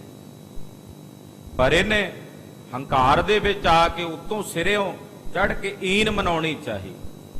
ਤੇ ਗੁਰੂ ਨਾਨਕ ਦਾ ਘਰ ਕਦੇ ਕਿਸੇ ਦੀ ਈਨ ਮੰਨਦਾ ਨਹੀਂ। ਆਖੋ ਸਤਿਨਾਮ ਸ੍ਰੀ ਵਾਹਿਗੁਰੂ। ਈਨ ਤਾਂ ਉਹ ਮੰਨਦਾ ਵੀ ਜਿਹਦੀ ਗੈਰਤ ਮਰ ਗਈ ਹੋਵੇ, ਜਿਹਦੀ ਅੰਦਰੋਂ ਗੈਰਤ ਖਤਮ ਹੋ ਗਈ ਹੋਵੇ, ਉਹਨੂੰ ਈਨ ਮੰਨਣੀ ਪੈਂਦੀ ਆ ਦੂਜੇ ਦੀ। ਇਸ ਕਰਕੇ ਇਹ ਆਪਣੀ ਈਨ ਮਨਾਣਾ ਚਾਹੁੰਦਾ ਸੀ। ਬੇਨਤੀ ਕਰ ਲੈਂਦਾ। ਗੁਰੂ ਘਰ ਦੇ ਵਿੱਚ ਤਾਂ ਬੇਨਤੀ ਪ੍ਰਵਾਨ ਹੁੰਦੀ ਹੈ, ਵੀ ਹੱਥ ਜੋੜ ਕੇ ਤਰਲਾ ਮਿੰਨਤ ਕਰ ਲਵੇ, ਬੇਨਤੀ ਕਰ ਲਵੇ, ਉਹ ਪ੍ਰਵਾਨ ਹੈ। ਕੋਈ ਹੈਂਕੜ ਵਿੱਚ ਆ ਕੇ ਆਖੇ ਮੈਂ ਮਨਾਵਾਂਗਾ, ਤੇ ਇੱਥੇ ਤਾਂ ਵੱਡੇ ਵੱਡੇ ਸੱਟ ਲੈ ਜਾਂਦੇ ਆ। ਜਿਹੜੇ ਹੈਂਕੜ ਵਿੱਚ ਆਉਂਦੇ ਆ ਨਾ, ਉਹ ਵੱਡੇ ਵੱਡੇ ਸੁੱਟ ਲੈ ਜਾਂਦੇ। ਚੰਦੂ ਦੀ ਵੀ ਅੱਗੇ ਹਾਲਤ ਤੁਹਾਨੂੰ ਪਤਾ ਲੱਗ ਹੀ ਜਾਣੀ, ਇਤਿਹਾਸ ਵਿੱਚ ਆ ਹੀ ਜਾਣਾ ਸਾਰਾ, ਕਿ ਕੀ ਹਾਲਤ ਹੁੰਦੀ ਇਸ ਪਾਪੀ ਦੀ। ਨੱਕ 'ਚ ਨਕੇਲ ਪਾ ਕੇ ਕਿਵੇਂ ਸਿੱਖ ਜੁੱਤੀਆਂ ਮਾਰਦੇ ਦੇ ਸਿਰ। ਸੋ ਕਹਿਣ ਤੋਂ ਭਾਵ ਕਿ ਚੰਦੂ ਕਹਿੰਦਾ ਮੈਂ ਬਾਦਸ਼ਾਹ ਦਾ ਦੀਵਾਨ ਹਾਂ। ਭਲੀ ਬਾਤ ਨਾਤਾ ਅਬ ਮਾਨੋ। ਕਹਿੰਦਾ ਭਲੀ ਗੱਲ ਇਹੀ ਹੈ ਗੁਰੂ ਜੀ ਵਾਸਤੇ ਕਿ ਉਹ ਰਿਸ਼ਤਾ ਮੰਨ ਲੈਣ। ਉਹ ਕਹਿੰਦੇ ਮੈਂ ਦੀਵਾਨ ਹਾਂ। ਦਰਅਸਲ ਇਹਨੂੰ ਦੀਵਾਨ ਹੋਣ ਦੀ ਜਿਹੜੀ ਪੂੰਛ ਹੈ ਨਾ, ਉਹ ਲੱਗੀ ਹੋਈ ਹੈ, ਉਹ ਝੁਕਣ ਨਹੀਂ ਦਿੰਦੀ। ਉਹ ਚੂਹੇ ਇਕੱਠੇ ਹੋਏ ਵਿਚਾਰੇ, ਬੜੇ ਦੁਖੀ ਸੀ ਬਿੱਲੀ ਤੋਂ।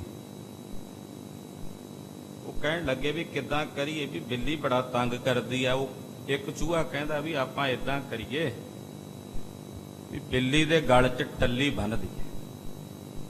ਕਹਿੰਦੇ ਵੀ ਬੜਾ ਵਧੀਆ, ਜਦੋਂ ਆਇਆ ਕਰੇਗੀ ਟੱਲੀ ਖੜਕਿਆ ਕਰੇਗੀ, ਦੌੜ ਜਾਇਆ ਕਰਾਂਗੇ। ਫੈਸਲਾ ਹੋ ਗਿਆ। ਫਿਰ ਕਹਿੰਦੇ ਟੱਲੀ ਬੰਨੇ ਕੌਣ, ਉਹ ਸਮੱਸਿਆ। ਉਹ ਕਹਿੰਦੇ ਇਹ ਗੱਲ ਪਰੇ ਪਾਸੇ ਰੱਖੋ, ਆਪਾਂ ਇੱਕ ਆਪਣਾ ਜਥੇਦਾਰ ਬਣਾ ਲਈਏ, ਆਗੂ ਬਣਾ ਲਈਏ। ਕਹਿੰਦੇ ਵੀ ਆਗੂ ਆਪਾਂ ਹਾਂ ਸਾਰੇ ਇੱਕੋ ਜਿਹੇ ਵੇਖਣ ਨੂੰ, ਤੇ ਆਗੂ ਦਾ ਪਤਾ ਕਿਵੇਂ ਲੱਗੇਗਾ ਵੀ ਇਹ ਸਾਡਾ ਆਗੂ ਹੈ। ਕਹਿੰਦੇ ਉਹਦੇ ਮੋਢਿਆਂ ਤੇ ਛੱਜ ਬੰਨ੍ਹ ਦਿੰਨੇ। ਉਹ ਜਿਹੜਾ ਛੱਜ ਬੰਨਿਆ, ਉਹ ਜਦੋਂ ਦੌੜੇਗਾ ਉਹਨੂੰ ਵੇਖ ਕੇ ਪਿੱਛੇ ਪਿੱਛੇ ਆਪਾਂ ਸਾਰਿਆਂ ਨੇ ਦੌੜ ਪੈਣਾ, ਵੀ ਸਾਡਾ ਆਗੂ ਦੌੜਿਆ ਜਾਂਦਾ, ਆਪਾਂ ਪਿੱਛੇ ਪਿੱਛੇ ਨਾਲ ਉਧਰ ਨੂੰ ਟੁਰ ਪੈਣਾ ਵੀ ਬਿੱਲੀ ਆ ਗਈ। ਉਹਨਾਂ ਨੇ ਇੱਕ ਨਿੱਘਾ ਜਿਹਾ ਛੱਜ ਲਿਆ ਤੇ ਚੂਹੇ ਦੇ ਮੋਢਿਆਂ ਤੇ ਬੰਨ੍ਹ ਦਿੱਤਾ। ਇਹ ਪ੍ਰਮਾਣ ਸ੍ਰੀ ਗੁਰੂ ਗ੍ਰੰਥ ਸਾਹਿਬ ਵਿੱਚ ਆਉਂਦਾ ਹੈ। ਉਧਰੋਂ ਬਿੱਲੀ ਆ ਗਈ, ਤੇ ਉਹ ਜਿਹੜਾ ਛੱਜ ਵਾਲਾ ਚੂਹਾ ਸੀ ਸਭ ਤੋਂ ਅੱਗੇ, ਤੇ ਨਾਲ ਨਾਲ ਪਿੱਛੇ ਪਿੱਛੇ ਦੂਜੇ ਵੀ ਦੌੜ ਪਏ। ਬਾਕੀ ਤਾਂ ਸਾਰੇ ਵੜ ਕੇ ਖੁੱਡ ਦੇ ਵਿੱਚ। ਜਿਹੜਾ ਛੱਜ ਵਾਲਾ ਸੀ ਉਹ ਰਹਿ ਗਿਆ ਬਾਹਰ, ਛੱਜ ਅੜ ਗਿਆ ਖੁੱਡ ਦੇ ਵਿੱਚ, ਜਾਣ ਨਾ ਦੇਵੇ ਅੰਦਰ। ਕਹਿੰਦੇ ਵੀ ਭਰਾਵਾ ਜਥੇਦਾਰ ਜੀ ਆ ਜਾਓ ਅੰਦਰ, ਥੱਲੇ ਨਿਕਲ ਆਓ।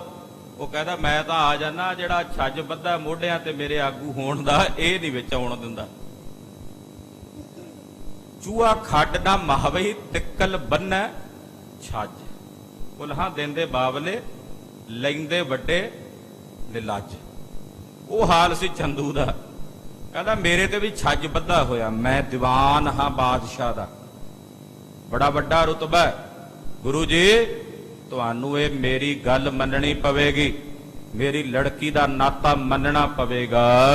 ਇਮ ਡਰਾਏ ਕਰ ਦੀਜੋ ਪਾਤੀ। ਕਹਿੰਦਾ ਮੈਂ ਚਿੱਠੀ ਲਿਖਦਾ, ਗੁਰੂ ਜੀ ਨੂੰ ਡਰਾ ਕੇ, ਮੇਰੇ ਵੱਲੋਂ ਪੂਰਾ ਡਰਾ ਕੇ ਉਹਨਾਂ ਨੂੰ ਡਰਾਵਾ ਦੇਣਾ, ਤੇ ਡਰਾ ਕੇ ਮੇਰੇ ਵੱਲੋਂ ਚਿੱਠੀ ਦੇਣੀ। ਜਿਹੜਾ ਫੈਸਲਾ ਕਿਸੇ ਡਰਾਵੇ ਦੇ ਅਧੀਨ ਹੁੰਦਾ, ਉਹ ਫੈਸਲਾ ਕਦੇ ਸਹੀ ਨਹੀਂ ਹੋਵੇਗਾ। ਇਹ ਗੱਲ ਯਾਦ ਰੱਖਣਾ। ਜਦੋਂ ਡਰਾਵਾ ਦੇ ਕੇ ਕਿਸੇ ਕੋਲੋਂ ਫੈਸਲਾ ਕਰਾਇਆ ਜਾਂਦਾ ਹੈ, ਉਹ ਫੈਸਲਾ ਕਦੇ ਵੀ ਸੁਚਾਰੂ ਨਹੀਂ ਹੋਵੇਗਾ, ਸਮਾਜ ਲਈ ਘਾਤਕ ਹੋਵੇਗਾ। ਇਸੇ ਕਰਕੇ ਜੱਜਾਂ ਨੂੰ ਸੁਤੰਤਰ ਰੱਖਿਆ ਜਾਂਦਾ ਹੈ ਕਿ ਤੁਹਾਡੇ ਤੇ ਕਿਸੇ ਪ੍ਰਕਾਰ ਦਾ ਕੋਈ ਪਰ ਇੱਥੇ ਤਾਂ ਉਹ ਵੀ ਸਾਰਾ ਕੁਝ ਹੋ ਜਾਂਦਾ।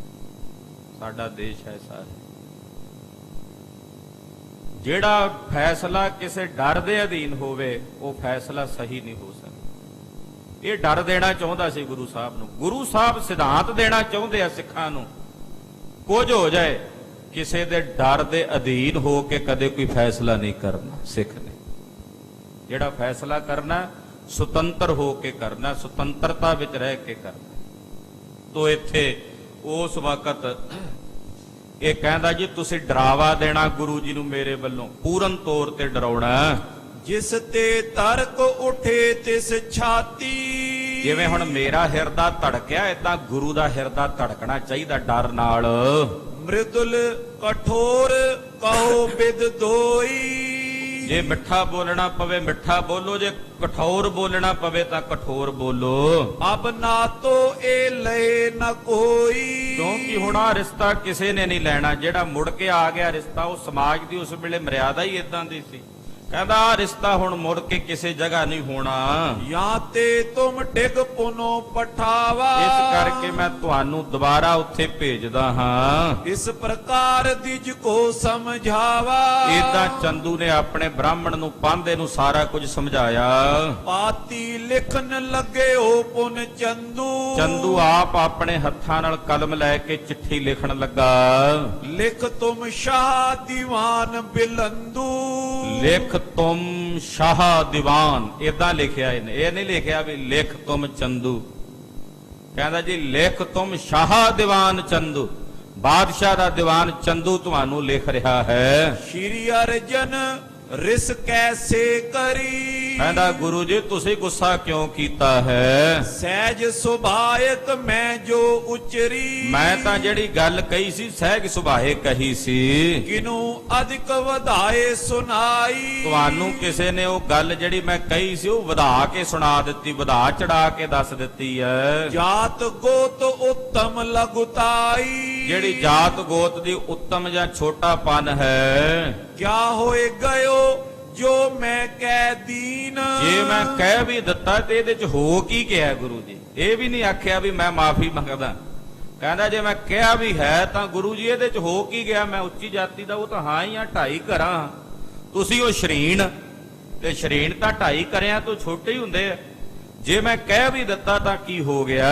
ਜਥਾ ਜੋਗ ਲਿਓ ਮਨ ਮੈਂ ਚੀਨ। ਤੁਸੀਂ ਜਥਾ ਯੋਗ ਆਪਣੇ ਮਨ 'ਚ ਇਹ ਗੱਲ ਜਾਣ ਲਓ। ਕਹਾਂ ਪਇਓ ਜੇ ਅਪਰ ਸਗਾਈ। ਉੱਥੇ ਜਿਹੜੀਆਂ ਹੋਰ ਸਗਾਈਆਂ ਤੁਹਾਡੇ ਪੁੱਤਰ ਦੀਆਂ ਹੋਈਆਂ ਨੇ, ਧਨੀ ਪੁਰਖ ਕੈ ਬੋ ਹੋਏ ਜਾਈ। ਕੋਈ ਗੱਲ ਨਹੀਂ, ਮੈਨੂੰ ਇਹਦੀ ਵੀ ਕੋਈ ਚਿੰਤਾ ਨਹੀਂ। ਜਿਹੜੇ ਵੱਡੇ ਪੁਰਸ਼ ਹੁੰਦੇ ਉਹਨਾਂ ਦੇ ਇੱਕ ਤੋਂ ਵੱਧ ਰਿਸ਼ਤੇ ਵੀ ਵਿਆਹ ਵੀ ਹੋ ਜਾਂਦੇ ਨੇ। ਜੇ ਹਮਰੋ ਸੰਬੰਧ ਤੁਮਾਰੇ।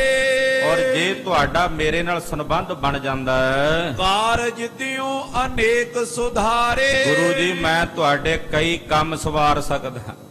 ਜਿਹੜੇ ਸਤਿਗੁਰੂ ਸਾਰੀ ਦੁਨੀਆ ਦੇ ਕੰਮ ਸਵਾਰਦੇ ਆ ਉਹਨਾਂ ਨੂੰ ਕਹਿੰਦਾ ਮੈਂ ਤੁਹਾਨੂੰ ਤੁਹਾਡੇ ਕਈ ਕੰਮ ਸਵਾਰ ਸਕਦਾ ਜੇ ਤੁਹਾਡਾ ਮੇਰੇ ਨਾਲ ਸੰਬੰਧ ਬਣ ਜਾਏ। ਨਾਹੀਂ ਤਾਂ ਜੇ ਕਰ ਲਿਓ ਨਾ ਨਾਤਾ। ਜੇਕਰ ਤੁਸੀਂ ਨਾਤਾ ਨਹੀਂ ਲੈਂਦੇ ਤੋ ਮੇਰੋ ਬੈਰੀ ਬਖਿਆਤਾ। ਤੇ ਫਿਰ ਇਹ ਵੀ ਸੁਣ ਲਓ, ਫਿਰ ਤੁਸੀਂ ਮੇਰੇ ਸਭ ਤੋਂ ਵੱਡੇ ਦੁਸ਼ਮਣ ਹੋਵੋਗੇ। ਤੇ ਮੇਰਾ ਦੁਸ਼ਮਣ ਬਣਨ ਦਾ ਤੁਹਾਨੂੰ ਪਤਾ ਲੱਗ ਜਾਏਗਾ ਵੀ ਮੇਰੇ ਨਾਲ ਦੁਸ਼ਮਣੀ ਕਿੰਨੀ ਮਹਿੰਗੀ ਪਵੇਗੀ। ਤੁਮਰੇ ਸਿੱਖਨ ਕੂਕਰ ਕਹਿਓ। ਤੁਹਾਡੇ ਸਿੱਖਾਂ ਨੇ ਮੈਨੂੰ ਕੂਕਰ ਵੀ ਆਖਿਆ ਹੈ। ਸੋ ਸੁਨ ਮੈਂ ਹਿਰਦੇ ਦੁੱਖ ਲਿਓ। ਇਹ ਸੁਣ ਕੇ ਮੇਰਾ ਹਿਰਦਾ ਬੜਾ ਦੁਖੀ ਹੋਇਆ। ਕੂਕਰ ਹੋਏ ਲਗੋ ਤੁਮ ਗੈਲ। ਮੈਂ ਕੁੱਤਾ ਬਣ ਕੇ ਤੁਹਾਡੇ ਪਿੱਛੇ ਪੈ ਜਾਵਾਂਗਾ ਜੇ ਤੁਸੀਂ ਮੈਨੂੰ ਤੁਹਾਡੇ ਸਿੱਖ ਨੇ ਕੁੱਤਾ ਕਿਹਾ। ਤਬ ਜਾਨੋ ਜਬ ਹੋਏ ਫਲ ਫੈਲ। ਉਹ ਸਿੱਖ ਨੇ ਤਾਂ ਉਦਾਹਰਣ ਦਿੱਤੀ ਸੀ, ਮਹਾਰਾਜ ਕੁੱਤੇ ਭੂੰਕਦੇ ਆ, ਹਾਥੀ ਝੂਲਦੇ ਜਾਂਦੇ, ਆਪਣੀ ਚਾਲ ਨਹੀਂ ਛੱਡਦੇ। ਉਹਨੇ ਤਾਂ ਉਦਾਹਰਣ ਦਿੱਤੀ ਸੀ। ਇਹ ਕਹਿੰਦਾ ਮੈਨੂੰ ਕੁੱਤਾ ਕਿਹਾ ਤੁਹਾਡੇ ਸਿੱਖ, ਤੇ ਕੁੱਤਾ ਬਣ ਕੇ ਤੁਹਾਡੇ ਪਿੱਛੇ ਪਵਾਂਗਾ। ਅਬ ਲੋ ਰਸ ਹੈ ਹਮ ਤੁਮ ਮਾਏ। ਹਾਲੇ ਤੱਕ ਤਾਂ ਤੁਹਾਡਾ ਮੇਰੇ ਵਿੱਚ ਰਸ ਬਣਿਆ, ਪਿਆਰ ਬਣਿਆ ਹੋਇਆ। ਅਧਿਕ ਵਿਰੋਧ ਵਧਾਵੋ ਨਾਏ। ਮੇਰੇ ਨਾਲ ਵਿਰੋਧ ਨਾ ਵਧਾਵੋ ਤੇ ਚੰਗਾ ਹੋਵੇਗਾ। ਮੋਸੋ ਦ્વੈਸ਼ ਰਚੇ ਬਿਨ ਜਾਣੇ। ਮੇਰੇ ਨਾਲ ਦ્વੈਸ਼ ਤੁਸੀਂ ਬਿਨਾਂ ਜਾਣਿਆ ਰਚ ਰਹੇ ਹੋ। ਸੋ ਆਸ਼ਾ ਜੀਵਨ ਕਿਮ ਠਾਨੇ। ਤੇ ਮੇਰੇ ਨਾਲ ਵੈਰ ਰਚ ਕੇ ਤੁਸੀਂ ਆਪਣੇ ਜੀਵਨ ਦੀ ਆਸਾ ਨਾ ਕਰ ਬੈਠਿਆ ਜੇ। ਤੁਹਾਡੇ ਜੀਵਨ ਦੀ ਆਸਾ 'ਚ ਸੰਦੇਹ ਹੋਵੇਗਾ। ਸ਼ਾਹ ਦੀਵਾਨ ਮਰਾਤਬ ਮੋਹੇ। ਮੈਂ ਬਾਦਸ਼ਾਹ ਦਾ ਦੀਵਾਨ ਹਾਂ, ਮੇਰਾ ਵੱਡਾ ਉੱਚਾ ਮਰਤਬਾ ਹੈ। ਕਹੋ ਬਾਤ ਮਾਨੇ ਇਮ ਹੋਏ। ਮੈਂ ਜੋ ਕਹਾਂਗਾ ਬਾਦਸ਼ਾਹ ਮੇਰੀ ਗੱਲ ਮੰਨੇਗਾ। ਕਨਕਾ ਅਪੇ ਹੁਤਾਸਨ ਦ્વੈਸ਼। ਹਾਲੇ ਤਾਂ ਇਹ ਦ્વੈਸ਼ ਦੀ ਜਿਹੜੀ ਅੱਗ ਹੈ ਉਹਦਾ ਇੱਕ ਨਿੱਕਾ ਜਿਹਾ ਕੁਣਕਾ ਬਣਿਆ। ਹਾਲੇ ਤਾਂ ਇੱਕ ਇਹ ਦ્વੈਸ਼ ਦੀ ਅੱਗ ਦਾ ਛੋਟਾ ਜਿਹਾ ਅੰਗਿਆਰ ਹੈ। ਸਮਝੋ ਕੀ ਜੋ ਨਹੀਂ ਵਿਸ਼ੇਸ਼। ਹਾਲੇ ਸਮਝ ਜਾਓ ਇਸ ਅੱਗ ਦੇ ਅੰਗਾਰ ਨੂੰ ਬੁਝਾ ਕੇ ਠੰਡਾ ਕੀਤਾ ਜਾ ਸਕਦਾ ਹੈ। ਇਤਿਆਦਕ ਲਿਖ ਕੇ ਵਿੱਚ ਪਾਤੀ। ਜੇ ਇਹ ਅੱਗ ਭਾਂਬੜ ਮਚ ਗਈ ਫਿਰ ਔਖਾ ਹੋ ਜਾਣਾ ਇਹਨੂੰ ਬੁਝਾਣਾ। ਏਦਾਂ ਇਹਨੇ ਚਿੱਠੀ ਲਿਖੀ ਗੁਰੂ ਪਾਤਸ਼ਾਹ ਨੂੰ। ਲਿਖ ਅਨੀਤ ਕੋ ਸੁਲਗਤ ਛਾਤੀ। ਏਦਾਂ ਅਨੀਤੀ ਲਿਖੀ ਵੀ ਚਿੱਠੀ, ਤੇ ਉਹ ਵੀ ਅਨੀਤੀ ਨਾਲ ਲਿਖੀ। ਔਰ ਇਹਦੀ ਛਾਤੀ ਸੁਲਗਦੀ ਆ ਚੰਦੂ ਦੀ। ਏਕ ਨਿਸਾ ਦਿੱਲੀ ਤਿਜ ਰਹਿਓ, ਉਹ ਬ੍ਰਾਹਮਣ ਇੱਕ ਰਾਤ ਦਿੱਲੀ ਵਿੱਚ ਰਿਹਾ। ਬੜੀ ਪ੍ਰਾਤ ਚੱਲ ਚੰਦੂ ਕਹਿਓ, ਅਗਲੇ ਦਿਨ ਸਵੇਰੇ ਉੱਠਦਿਆਂ ਚੰਦੂ ਨੇ ਨੂੰ ਆਪਣੇ ਕੋਲ ਸੱਦ ਲਿਆ। ਪশ্ਚਮ ਮੁਖ ਕਰ ਗਮਨਿਓ ਤਬੇ, ਚਿੱਠੀ ਦਿੱਤੀ ਔਰ ਉਹ ਬ੍ਰਾਹਮਣ ਪੱਛਮ ਦਿਸ਼ਾ ਨੂੰ ਦਿੱਲੀ ਤੋਂ ਮੂੰਹ ਕਰਕੇ ਟੁਰ ਪਿਆ। ਸਨੇ ਸਨੇ ਮਗੋ ਲੰਘਿਓ ਸਬੇ, ਸਹਿਜੇ ਸਹਿਜੇ ਸਾਰਾ ਪੈਂਡਾ ਲੰਘ ਕੇ ਆ ਗਿਆ। ਗੁਰਪੁਰ ਵਿਖੇ ਪ੍ਰਵੇਸ਼ਿਓ ਆਏ, ਸਤਿਗੁਰੂ ਜੀ ਦੀ ਪਵਿੱਤਰ ਨਗਰੀ ਸ੍ਰੀ ਅੰਮ੍ਰਿਤਸਰ ਸ਼ਹਿਰ ਦੇ ਵਿੱਚ ਇਹਨੇ ਪ੍ਰਵੇਸ਼ ਕੀਤਾ। ਨਿਸ ਪਰ ਗਈ ਬਸਿਓ ਇੱਕ ਥਾਈ, ਰਾਤ ਪਈ ਹੋਈ ਸੀ, ਇੱਕ ਜਗ੍ਹਾ ਤੇ ਨੇ ਰਾਤ ਬਤੀਤ ਕੀਤੀ। ਪਈ ਪ੍ਰਾਤ ਗੁਰ ਸਭਾ ਲਗਾਈ, ਅਗਲਾ ਦਿਨ ਹੋਇਆ ਮਹਾਰਾਜ ਜੀ ਦਾ ਦੀਵਾਨ ਸਜਿਆ। ਸੰਗਤ ਸਿੱਖ ਮਸੰਦ ਸਮੁਦਾਇ, ਬਹੁਤ ਸਾਰੀਆਂ ਸੰਗਤਾਂ ਤੇ ਸਿੱਖ ਮਹਾਰਾਜ ਜੀ ਦੇ ਦਰਬਾਰ ਵਿੱਚ ਬੈਠੇ ਹੋਏ ਸਨ। ਪਰ ਆਏ ਕਰ ਆਸ਼ਿਕ ਦੀਨ, ਇੰਨੇ ਨੂੰ ਇਹ ਬ੍ਰਾਹਮਣ ਦੇਵਤਾ ਮਹਾਰਾਜ ਜੀ ਦੇ ਚਰਨਾਂ ਵਿੱਚ ਆ ਗਿਆ। ਮਾਤੀ ਬੈਠ ਅਗਰ ਕੋ ਕੀਨ, ਮਹਾਰਾਜ ਜੀ ਦੇ ਕੋਲ ਆ ਕੇ ਨਮਸਕਾਰ ਕੀਤੀ ਤੇ ਚੰਦੂ ਦੀ ਚਿੱਠੀ ਗੁਰੂ ਪਾਤਸ਼ਾਹ ਦੇ ਅੱਗੇ ਰੱਖੀ। ਲੈ ਸਿੱਖ ਗੁਰ ਕੇ ਕਰ ਪਕੜਾਈ, ਸਿੱਖ ਨੇ ਉਹ ਚਿੱਠੀ ਲੈ ਕੇ ਸਤਿਗੁਰਾਂ ਨੂੰ ਪਕੜਾਈ ਹੈ। ਖੋਲ ਪੜੀ ਚੰਦੂ ਚਤੁਰਾਈ, ਮਹਾਰਾਜ ਜੀ ਨੇ ਚਿੱਠੀ ਖੋਲ ਕੇ ਪੜ੍ਹੀ। ਚੰਦੂ ਦੀ ਭੈੜੀ ਬਿਰਤੀ ਮਹਾਰਾਜ ਜੀ ਨੇ ਉਸ ਚਿੱਠੀ ਵਿੱਚੋਂ ਵੇਖੀ। ਜਾਨ ਕੁਟਲਤਾ ਮੂਰਖ ਕੇਰੀ, ਮਹਾਰਾਜ ਜੀ ਨੇ ਜਾਣਿਆ ਕਿ ਚੰਦੂ ਨੇ ਕੁਟਲਪੁਣਾ ਕੀਤਾ ਹੈ। ਉੱਤਰ ਕਹਿਤ ਪਏ ਤਿਸ ਬੇਰੀ, ਗੁਰਦੇਵ ਨੇ ਉਸ ਵੇਲੇ ਜਵਾਬ ਦਿੱਤਾ। ਉਸ ਪੰਡਤ ਨੂੰ ਕਹਿਣ ਲੱਗੇ, ਮਾਨਨੀਏ ਗੁਰ ਸਿੱਖ ਹਮਾਰੇ, ਮਹਾਰਾਜ ਜੀ ਕਹਿਣ ਲੱਗੇ, ਪੰਡਤ ਜੀ ਜਿਹੜੇ ਸਾਡੇ ਸਿੱਖ ਨੇ ਨਾ, ਸਿੱਖ ਉਹ ਸਾਨੂੰ ਬੜੇ ਮਾਨਨੀਏ ਹਨ। ਸਾਡੇ ਸਿੱਖ ਸਾਨੂੰ ਬੜੇ ਪਿਆਰੇ ਹਨ। ਕਰੇ ਤਥਾ ਇਹ ਜਥਾ ਉਚਾਰੇ, ਸਿੱਖ ਜੋ ਕਹਿੰਦੇ ਨੇ ਅਸੀਂ ਉਹੀ ਕੁਝ ਕਰਦੇ ਹਾਂ। ਸਾਡੇ ਸਿੱਖਾਂ ਦਾ ਇੰਨਾ ਮਾਣ ਹੈ ਗੁਰੂ ਘਰ ਵਿੱਚ ਕਿ ਜੋ ਸਿੱਖ ਕਹਿੰਦੇ ਨੇ ਅਸੀਂ ਉਹੀ ਕਰਦੇ ਹਾਂ। ਸ਼੍ਰੀ ਨਾਨਕ ਆਦਿਕ ਗੁਰ ਸਾਰੇ, ਗੁਰੂ ਨਾਨਕ ਪਾਤਸ਼ਾਹ ਤੋਂ ਲੈ ਕੇ ਸਾਡੇ ਤੱਕ ਇਹੀ ਮਰਿਆਦਾ ਚਲਦੀ ਆ ਰਹੀ ਹੈ। ਜਾਨਤ ਰਹੇ ਇਨੋ ਬਹੁ ਪਿਆਰੇ, ਗੁਰਸਿੱਖਾਂ ਨਾਲ ਗੁਰੂ ਘਰ ਦਾ ਬਹੁਤ ਜ਼ਿਆਦਾ ਸਨੇਹ ਤੇ ਪਿਆਰ ਬਣਿਆ ਹੈ ਔਰ ਬਣਿਆ ਰਹੇਗਾ।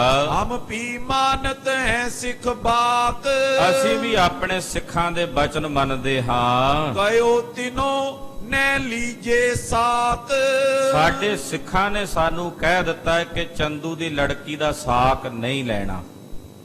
ਸਾਡੇ ਸਿੱਖਾਂ ਨੇ ਸਾਨੂੰ ਕਿਹਾ ਹੈ। ਸੋ ਕਿਮ ਫੇਰ ਸਕੀਮ ਮਮ ਜਾਨੋ, ਅਸੀਂ ਆਪਣੇ ਸਿੱਖਾਂ ਦਾ ਕਿਹਾ ਕਿਵੇਂ ਫੇਰ ਸਕਦੇ ਹਾਂ, ਕਿਵੇਂ ਮੋੜ ਸਕਦੇ ਹਾਂ? ਪੰਡਤ ਜੀ ਇਹ ਤੁਸੀਂ ਜਾਣ ਲਓ। ਤੁਮ ਕਿਉਂ ਅਬ ਐਸੇ ਹੱਠ ਠਾਨੋ, ਤੁਸੀਂ ਹੁਣ ਕਿਉਂ ਏਦਾਂ ਹੱਠ ਕਰਦੇ ਹੋ? ਚੰਦੂ ਨੂੰ ਕਹੋ ਅਪਰ ਥਾਨ ਨਾਤਾ ਕਰ ਦੀਜੈ, ਉਹ ਆਪਣੀ ਧੀ ਦਾ ਰਿਸ਼ਤਾ ਕਿਸੇ ਹੋਰ ਜਗ੍ਹਾ ਤੇ ਕਰ ਦੇਵੇ, ਜੋ ਆਪਣੇ ਸੰਸਾਰ ਲਖ ਲੀਜੈ, ਜਿਹੜਾ ਉਹਦੇ ਬਰਾਬਰ ਦਾ ਹੋਵੇ, ਉਹਦੇ ਬਰਾਬਰ ਦੇ ਰੁਤਬੇ ਵਾਲਾ ਹੋਵੇ। ਦੋਹਰਾ ਸੁਤ ਤੀਆ ਧਨ ਤਨ ਆਦ ਸਭ, ਤਜਤ ਨ ਲਾਵੈ ਦੇਰ। ਮਹਾਰਾਜ ਜੀ ਆਪਣੇ ਸਿੱਖਾਂ ਦਾ ਪਿਆਰ ਜ਼ਾਹਰ ਕਰ ਰਹੇ ਕਿ ਮੈਂ ਕਿੰਨਾ ਸਿੱਖਾਂ ਨਾਲ ਪਿਆਰ ਕਰਦਾ। ਮਹਾਰਾਜ ਕਹਿੰਦੇ ਆਪਣੇ ਪੁੱਤਰ, ਘਰ ਵਾਲੀ, ਧਨ ਤਨ ਸੰਪਦਾ ਵਿਭੂਤੀ ਸਭ ਕੁਝ ਛੱਡਦਿਆਂ, ਜੇ ਕੋਈ ਕਹਿ ਦੇ ਨਾ ਵੀ ਇਹ ਛੱਡ ਦਿਓ ਇਹਨਾਂ ਨੂੰ, ਤੇ ਮੈਂ ਛੱਡਦਿਆਂ ਦੇਰ ਨਾ ਲਾਵਾਂ। ਸਿੱਖ ਬਚਨ ਕੋ ਤਿਆਗਬੋ, ਤਉ ਨ ਹਮ ਤੇ ਹੇਰ।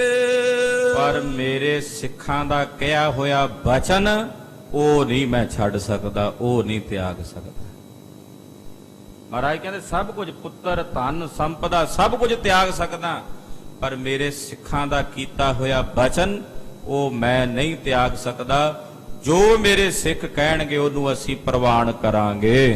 ਜੋ ਪਈ ਹੋਏ ਸਿੱਖ ਇਹ ਤੋ ਪਦ ਪਾਏ, ਜਿਹੜਾ ਸਿੱਖ ਬਣ ਕੇ ਏਡਾ ਵੱਡਾ ਉੱਚਾ ਪਦ ਪ੍ਰਾਪਤ ਕਰ ਲੈਂਦਾ ਹੈ, ਸਕਲ ਜਗਤ ਕੇ ਪੂਜ ਬਨਾਏ। ਉਹੀ ਸਿਧਾਂਤ ਗੁਰੂ ਕਲਗੀਧਰ ਜੀ ਨੇ ਕਿਹਾ ਜੋ ਗੁਰੂ ਅਰਜਨ ਦੇਵ ਸਾਹਿਬ ਕਹਿ ਰਹੇ ਨੇ, ਇਨਹੀ ਕੀ ਕਿਰਪਾ ਤੇ ਸਜੇ ਹਮ ਹੈ ਨਹੀਂ ਮੋਸੇ ਗਰੀਬ। ਕਰੋੜ ਭਰੇ। ਮਹਾਰਾਜ ਕਹਿੰਦੇ ਨਾ ਸਿੱਖਾਂ ਕਰਕੇ ਅਸੀਂ ਜਗਤ ਦੇ ਪੂਜਨੀਕ ਹਾਂ। ਸਿੱਖ ਕੇ ਸੰਸਾਰ ਅਪਰ ਨਾ ਪਿਆਰੋ। ਆਹਾ, ਮੇਰੇ ਸਿੱਖਾਂ ਦੇ ਬਰਾਬਰ ਮੈਨੂੰ ਹੋਰ ਕੋਈ ਪਿਆਰਾ ਨਹੀਂ। ਮੇਰੇ ਸਿੱਖ ਹੀ ਮੈਨੂੰ ਸਭ ਤੋਂ ਪਿਆਰੇ। ਤਾਂ ਹੀ ਤਾਂ 10ਵੇਂ ਜਾਮੇ ਚ ਗੁਰਦੇਵ ਨੇ ਪ੍ਰੈਕਟੀਕਲ ਕਰਕੇ ਵਿਖਾਇਆ, ਇਨ ਪੁੱਤਰਨ ਕੇ ਸੀਸ ਪਰ ਵਾਰ ਦੀਏ ਸੁਤ ਚਾਰ, ਚਾਰ ਮੂਏ ਤੋ ਕਿਆ ਹੁਆ ਜੀਵਤ ਕਈ ਹਜ਼ਾਰ। ਇਹ ਮਹਾਰਾਜ ਜੀ ਨੇ ਪ੍ਰਗਟ ਵੀ ਕੀਤਾ। ਹਾਂਜੀ, ਸਾਸ ਸਾਸ ਮੈਂ ਸਿੱਖ ਸੰਭਾਰੋ। ਹਰ ਸਾਹ ਨਾਲ ਮੈਂ ਆਪਣੇ ਸਿੱਖਾਂ ਦੀ ਸੰਭਾਲ ਕਰਦਾ ਹਾਂ। ਪੂਜਨੀਏ ਹੈ ਸਿੱਖ ਮਹਾਨ। ਮੇਰੇ ਸਿੱਖ ਪੂਜਨੀਏ ਹਨ, ਮਹਾਨ ਹਨ। ਤਨ ਤਨ ਮੇਰੋ ਹੈ ਸਿੱਖ ਪ੍ਰਾਨ। ਮੇਰਾ ਤਨ ਧਨ ਪ੍ਰਾਣ ਸਭ ਮੇਰੇ ਸਿੱਖਾਂ ਦਾ ਹੈ। ਸਿੱਖਨ ਕੀ ਕਰੁਣਾ ਸੁਖ ਪਈਐ। ਆਹਾ, ਗੁਰਸਿੱਖਾਂ ਦੀ ਕਰਨਾ ਵਿੱਚ ਹੀ ਸਾਰਾ ਸੁਖ ਪ੍ਰਾਪਤ ਕਰੀਦਾ ਹੈ। ਕਯੋ ਤਿਨੋ ਕੋ ਕਿਮ ਹਟ ਕਈਐ। ਮੈਂ ਆਪਣੇ ਸਿੱਖਾਂ ਦਾ ਕਹਿਣਾ ਕਿਵੇਂ ਹਟਕ ਸਕਦਾ, ਕਿਵੇਂ ਮੋੜ ਸਕਦਾ? ਵਿਸ਼ਨ ਭਗਤ ਵਤ ਸਲ ਭਗਵਾਨ। ਜਿਵੇਂ ਕਹਿੰਦੇ ਭਗਵਾਨ ਦਾ ਬਿਰਦ ਹੈ ਨਾ, ਭਗਤ ਵਤਸਲੋ, ਆਪਣੇ ਭਗਤਾਂ ਨਾਲ ਪਿਆਰ ਕਰਦਾ ਹੈ। ਜਿਮ ਤਿਨ ਕੇ ਪ੍ਰਿਯ ਭਗਤ ਮਹਾਨ। ਜਿਵੇਂ ਪ੍ਰਮਾਤਮਾ ਨੂੰ ਆਪਣੇ ਭਗਤ ਪਿਆਰੇ ਹਨ, ਤਥਾ ਹਮਾਰੇ ਸਿੱਖਨ ਕੇਰੀ। ਇਸੇ ਤਰ੍ਹਾਂ ਸਾਨੂੰ ਸਾਡੇ ਸਿੱਖ ਪਿਆਰੇ ਹਨ। ਸ਼੍ਰੀ ਸਤਿਗੁਰ ਸੋ ਪ੍ਰੀਤ ਕਨੇਰੀ। ਕਿਉਂਕਿ ਸਿੱਖਾਂ ਦੀ ਗੁਰੂ ਨਾਲ ਗੂੜੀ ਪ੍ਰੀਤ ਹੈ। ਜਿੰਨੀ ਪ੍ਰੀਤ ਸਿੱਖ ਗੁਰੂ ਨਾਲ ਕਰਦੇ ਨੇ, ਉਹਦਾ ਨਾਲੋਂ ਕਈ ਗੁਣਾ ਪ੍ਰੀਤ ਗੁਰੂ ਸਿੱਖਾਂ ਨਾਲ ਕਰਦਾ ਹੈ। ਹਮ ਤੇ ਲਿਓ ਜਾਏ ਨੈ ਨਾਤਾ। ਅਸੀਂ ਇਹ ਨਾਤਾ ਨਹੀਂ ਲੈ ਸਕਦੇ, ਕਿਉਂਕਿ ਹੁਣ ਸਾਡੇ ਸਿੱਖਾਂ ਦਾ ਹੁਕਮ ਹੋ ਚੁੱਕਾ ਹੈ। ਕਉ ਦਿਜ ਚੰਦੂ ਕਉ ਬਖਿਆਤਾ। ਇਹ ਪੰਡਤ ਜੀ ਜਾ ਕੇ ਚੰਦੂ ਨੂੰ ਇਹ ਗੱਲ ਜ਼ਾਹਰ ਕਰਕੇ ਦੱਸ ਦਿਓ। ਸੁਨਤ ਵਿਪਰ ਨੇ ਗਿਰਾ ਬਖਾਨੀ। ਸੁਣ ਕੇ ਅੱਗੋਂ ਪੰਡਤ ਬੋਲਿਆ, ਕਹਿਣ ਲੱਗਾ, ਸ਼ਾਹ ਦੀਵਾਨ ਅਧਿਕ ਹਠ ਮਾਨੀ। ਕਹਿਣ ਲੱਗਾ ਜੀ, ਬਾਦਸ਼ਾਹ ਦਾ ਦੀਵਾਨ ਬੜਾ ਹੰਕਾਰੀ ਹਠੀ ਹੈ। ਪਰੇ ਬੈਰ ਬੋ ਕਾਜ ਬਿਗਾਰੇ। ਉਹ ਤੁਹਾਡੇ ਨਾਲ ਵੈਰ ਪਾ ਕੇ ਤੁਹਾਡੇ ਕਈ ਕੰਮ ਵਿਗਾੜੇਗਾ। ਚਾਹੇ ਸੋ ਕਰੇ ਮਹਾਬਲ ਧਾਰੇ। ਜੋ ਚਾਹੇ ਕਰ ਸਕਦਾ ਮਹਾਬਲ ਧਾਰਨ ਕਰਕੇ। ਹਟੀ ਸਗਾਈ ਸਮ ਦੁਖ ਔਰ। ਉਹ ਬੜਾ ਹਠੀਆ ਤੇ ਬੜਾ ਦੁੱਖ ਦੇਣ ਵਾਲਾ ਹੋ ਜਾਏਗਾ। ਨਹੀਂ ਹੋਤ ਜਾਣੇ ਸਭ ਠੌਰ। ਉਹ ਇਹ ਗੱਲ ਜਾਣ ਲਵੇਗਾ ਸਾਰੇ ਪਾਸੇ। ਹਿਤਰਾਵਰ ਕੋ ਮੈਂ ਸ਼ੁਭ ਕਹਿਓ। ਪੰਡਤ ਜੀ, ਮੈਂ ਪੰਡਤ ਕਹਿੰਦਾ, ਗੁਰੂ ਜੀ ਮੈਂ ਤਾਂ ਤੁਹਾਡੇ ਭਲੇ ਦੀ ਗੱਲ ਕਹਿ ਰਿਹਾ। ਜਥਾ ਭਵਿੱਖਤ ਵਰਤੈ ਲਿਓ। ਜੋ ਆਉਣ ਵਾਲੇ ਸਮੇਂ ਵਿੱਚ ਵਰਤਣਾ ਹੈ ਉਹ ਦੱਸ ਰਿਹਾ। ਲਿਓ ਨਾਤਾ ਹੋਏ ਸ਼ਾਂਤ ਬਿਖੇਰਾ। ਆਪ ਜੀ ਇਹ ਨਾਤਾ ਲੈ ਲਓ, ਇਹਦੇ ਵਿੱਚ ਹੀ ਸਾਰਿਆਂ ਲਈ ਭਲਾ ਹੈ। ਨਾਏ ਤਾਂ ਇਸ ਫਲ ਕਸ਼ਟ ਕਨੇਰਾ। ਨਹੀਂ ਤਾਂ ਇਹਦਾ ਫਲ ਬੜਾ ਕਸ਼ਟ ਦੇ ਰੂਪ ਵਿੱਚ ਮਿਲੇਗਾ। ਸਮਾ ਚੁਕੇ ਪਛਤਾਵਨ ਰਹੇ। ਸਮਾਂ ਚੁੱਕ ਗਿਆ ਤੇ ਫਿਰ ਪਛਤਾਣਾ ਪੈ ਜਾਏਗਾ। ਭਲਾ ਨ ਕਰਿਓ ਆਪ ਕੋ ਕਹੇ। ਆਪ ਜੀ ਦੇ ਕਹੇ ਫਿਰ ਭਲਾ ਨਹੀਂ ਹੋਵੇਗਾ। ਜਾਂ ਤੇ ਮਾਨ ਲਿਓ ਮਤ ਮੇਰਾ। ਇਸ ਕਰਕੇ ਸਾਡਾ ਇਹ ਮਤ ਮੰਨ ਲਓ। ਦੋ ਦਿਸ਼ ਵਧੇ ਪ੍ਰਮੋਦ ਬਡੇਰਾ। ਦੋਹਾਂ ਪਾਸੇ ਖੁਸ਼ੀ ਵੱਧ ਜਾਵੇ, ਪ੍ਰਮੋਦ ਹੋ ਜਾਵੇ। ਸੁਨ ਸ਼੍ਰੀ ਅਰਜਨ ਦਿਜ ਤੇ ਬਾਤ। ਪੰਡਤ ਨੇ ਜਦੋਂ ਮਹਾਰਾਜ ਜੀ ਦੇ ਪੰਡਤ ਦੇ ਬੋਲ ਮਹਾਰਾਜ ਜੀ ਨੇ ਜਦੋਂ ਸੁਣੇ, ਬੋਲੇ ਸ਼੍ਰੀ ਮੁਖ ਤੇ ਮੁਸਕਾਤ। ਸਤਿਗੁਰੂ ਜੀ ਮੁਸਕਰਾ ਕੇ ਬੋਲੇ, ਕਹਿਣ ਲੱਗੇ, ਹਮ ਕੇ ਸੋ ਬੈਰ ਨ ਕਰੇ। ਮਹਾਰਾਜ ਜੀ ਕਹਿੰਦੇ, ਪੰਡਤ ਜੀ ਅਸੀਂ ਕਿਸੇ ਨਾਲ ਕੋਈ ਵੈਰ ਨਹੀਂ ਰੱਖਦੇ। ਕਿਸ ਕੋ ਬੁਰੋ ਨ ਹਿਰਦੇ ਤਰੇ। ਨਾ ਹੀ ਆਪਣੇ ਹਿਰਦੇ 'ਚ ਕਿਸੇ ਦਾ ਬੁਰਾ ਰੱਖਦੇ ਹਾਂ। ਕਰੇ ਨਿਰਵੈਰ ਸੰਗ ਜੋ ਬੈਰ। ਪਰ ਹਾਂ ਇਹ ਵੀ ਦੱਸ ਦਈਏ, ਜਿਹੜਾ ਨਿਰਵੈਰ ਨਾਲ ਵੈਰ ਰਚਾਉਂਦਾ ਨਾ, ਅਸੀਂ ਕਿਸੇ ਨਾਲ ਵੈਰ ਨਹੀਂ ਰੱਖਦੇ, ਨਾ ਹੀ ਕਿਸੇ ਦਾ ਬੁਰਾ ਰੱਖਦੇ ਮਨ 'ਚ। ਪਰ ਜਿਹੜਾ ਨਿਰਵੈਰ ਨਾਲ ਵੈਰ ਰੱਖਦਾ ਹੈ, ਤਿਸ ਕੇ ਜੁਗ ਲੋਕਨ ਕਿਆ ਖੈਰ। ਉਹਦੀ ਦੋਹਾਂ ਜਹਾਨਾਂ 'ਚ ਖੈਰ ਨਹੀਂ ਹੁੰਦੀ। ਜਿਹੜਾ ਨਿਰਵੈਰਾਂ ਨਾਲ ਵੈਰ ਰਚਾਉਂਦਾ ਹੈ, ਸਭ ਕੋ ਪਤੀ ਪਰਮੇਸ਼ਰ ਹੈ। ਸਭ ਦਾ ਮਾਲਕ ਉਹ ਪਾਰ ਬ੍ਰਹਮ ਪਰਮੇਸ਼ਰ ਹੈ। ਸੁਖ ਦੁਖ ਕੀ ਸੁਧ ਜਗ ਕੀ ਲੈ। ਸੁਖ ਦੁੱਖ ਦੀ ਖਬਰ ਸਾਰੇ ਜਗਤ ਦੀ ਉਹ ਲੈਣ ਵਾਲਾ ਹੈ। ਭਲਾ ਬੁਰਾ ਜੋ ਕਰਮ ਕਰਨ ਤੇ। ਭਲਾ ਬੁਰਾ ਜਿਹੜਾ ਵੀ ਕਰਮ ਜੀਵ ਜੀਵ ਕਰਦੇ ਹਨ ਤਿਨ ਤੇ ਸੁਖ ਦੁਖ ਜੀਵ ਧਰਨ ਤੇ ਉਹਦੇ ਨਾਲ ਹੀ ਜੀਵਾਂ ਨੂੰ ਸੁਖ ਦੁੱਖ ਪ੍ਰਾਪਤ ਹੁੰਦਾ ਹੈ। ਚਿਤਵਤ ਬੁਰਾ ਬੁਰਾ ਫਲ ਪਾਵੇ ਜਿਹੜਾ ਬੁਰਾ ਚਿਤਵਦਾ ਉਹਨੂੰ ਬੁਰਾ ਹੀ ਫਲ ਪ੍ਰਾਪਤ ਹੁੰਦਾ ਹੈ। ਇਹੀ ਨੇਮ ਪ੍ਰਭ ਤੇ ਬਨ ਆਵੇ ਇਹੀ ਨੇਮ ਉਸ ਪਾਰ ਬ੍ਰਹਮ ਪ੍ਰਮਾਤਮਾ ਤੋਂ ਬਣ ਕੇ ਆਉਂਦਾ ਹੈ। ਇਮ ਕਹਤੇ ਤੂਸ਼ਨ ਪਏ ਗੁਸਾਈ ਇਦਾਂ ਕਹਿ ਕੇ ਮਹਾਰਾਜ ਜੀ ਚੁੱਪ ਕਰ ਗਏ। ਦਿਜ ਉੱਠ ਗਇਓ ਬਹੁਤ ਪਛਤਾਈ ਉਹ ਪੰਡਤ ਉੱਠ ਕੇ ਚਲਾ ਗਿਆ। ਦਿੱਲੀ ਪੁਰ ਕੋ ਹੋਏ ਨਿਰਾਸ ਉਹ ਦਿੱਲੀ ਨਗਰ ਨੂੰ ਨਿਰਾਸ਼ ਹੋ ਕੇ ਟੁਰ ਪਿਆ। ਚੰਦੂ ਕੋ ਸੁਧ ਦਈ ਆਵਾਸ ਔਰ ਜਾ ਕੇ ਚੰਦੂ ਦੇ ਘਰ ਉਹਨੂੰ ਖਬਰ ਦਿੱਤੀ। ਦੋਹਰਾ ਚੰਦੂ ਸੁਨ ਜਰ ਬਰ ਗਇਓ ਨੈਕ ਨ ਮਾਨਿਓ ਤਰਾਸ ਚੰਦੂ ਸੁਣ ਕੇ ਸੜ ਬਲ ਗਿਆ। ਉਹਨੇ ਵੇਖਿਆ ਵੀ ਮੇਰਾ ਗੁਰੂ ਜੀ ਨੇ ਡਰ ਨਹੀਂ ਮੰਨਿਆ। ਕਰੀ ਜਾਤ ਮੈਂ ਹੀਨਤਾ ਹਤੋ ਜਤਨ ਨਿਰਜਾਸ ਕਹਿੰਦਾ ਮੇਰੀ ਹੀਣਤਾ ਹੀ ਕੀਤੀ ਆ ਉਹਨਾਂ ਨੇ, ਮੇਰੀ ਗੱਲ ਨਾ ਮੰਨ ਕੇ ਮੈਂ ਉਹਨਾਂ ਨੂੰ ਮਾਰ ਮੁਕਾਵਾਂਗਾ। ਗੁਰ ਕਰ ਸੋ ਰਚ ਦ્વੈਸ਼ ਕੋ ਬੁਰੀ ਕਰਨ ਤਬ ਲਾਗ ਗੁਰੂ ਘਰ ਨਾਲ ਵੈਰ ਰਚ ਕੇ ਚੰਦੂ ਹੁਣ ਗੁਰੂ ਘਰ ਨਾਲ ਦ્વੈਸ਼ ਤੇ ਵੈਰ ਰਚ ਕੇ ਉਦਾਂ ਦੇ ਬੁਰੇ ਕਰਮ ਕਰਨ ਲੱਗਾ।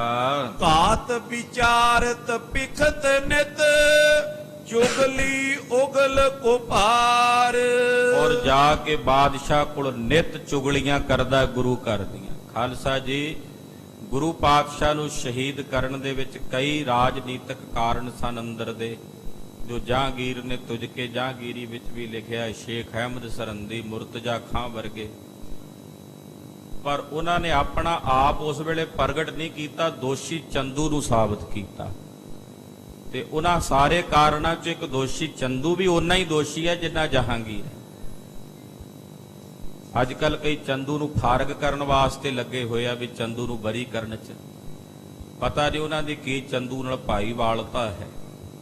ਸਾਡੇ ਕਈ ਪ੍ਰਚਾਰਕ ਚੰਦੂ ਨੂੰ ਬਰੀ ਕਰਨ ਚ ਲੱਗੇ ਹੋਏ ਆ, ਪਰ ਚੰਦੂ ਵੀ, ਹਾਂ ਬਾਦਸ਼ਾਹ ਵੀ ਗੁਨਾਹਗਾਰ ਹੈ, ਪਰ ਚੰਦੂ ਵੀ ਓਨਾ ਹੀ ਗੁਨਾਹਗਾਰ ਹੈ ਨਾਲ। ਇਸੇ ਕਰਕੇ ਉਹਦੀ ਨੱਕ ਚ ਬਾਅਦ ਚ ਨਕੇਲ ਪਾ ਕੇ ਉਹਨੂੰ ਸਜ਼ਾ ਦਿੱਤੀ ਸੀ। ਜੇ ਚੰਦੂ ਗੁਨਾਹਗਾਰ ਨਾ ਹੁੰਦਾ ਤੇ ਗੁਰੂ ਹਰਗੋਬਿੰਦ ਸਾਹਿਬ ਨੂੰ ਸਜ਼ਾ ਕਿਉਂ ਦਿੰਦੇ ਬਈ? ਉਹ ਚੰਦੂ ਨੇ ਵੀ ਬੜੀਆਂ ਚੁਗਲੀਆਂ ਕੀਤੀਆਂ ਗੁਰੂ ਘਰ ਦੇ ਖਿਲਾਫ, ਬਾਦਸ਼ਾਹ ਦੇ ਕੰਨ ਭਰੇ। ਬਹੁਰ ਕਥਾ ਏ ਕਹੇਂਗੇ ਦੁਸ਼ਟੀ ਦੁਸ਼ਟ ਜੋ ਕੀਨ ਇਸ ਦੁਸ਼ਟ ਨੇ ਜੋ ਦੁਸ਼ਟ ਕੰਮ ਕੀਤੇ ਨੇ ਉਹ ਵੀ ਅੱਗੇ ਜਾ ਕੇ ਕਹਾਂਗੇ।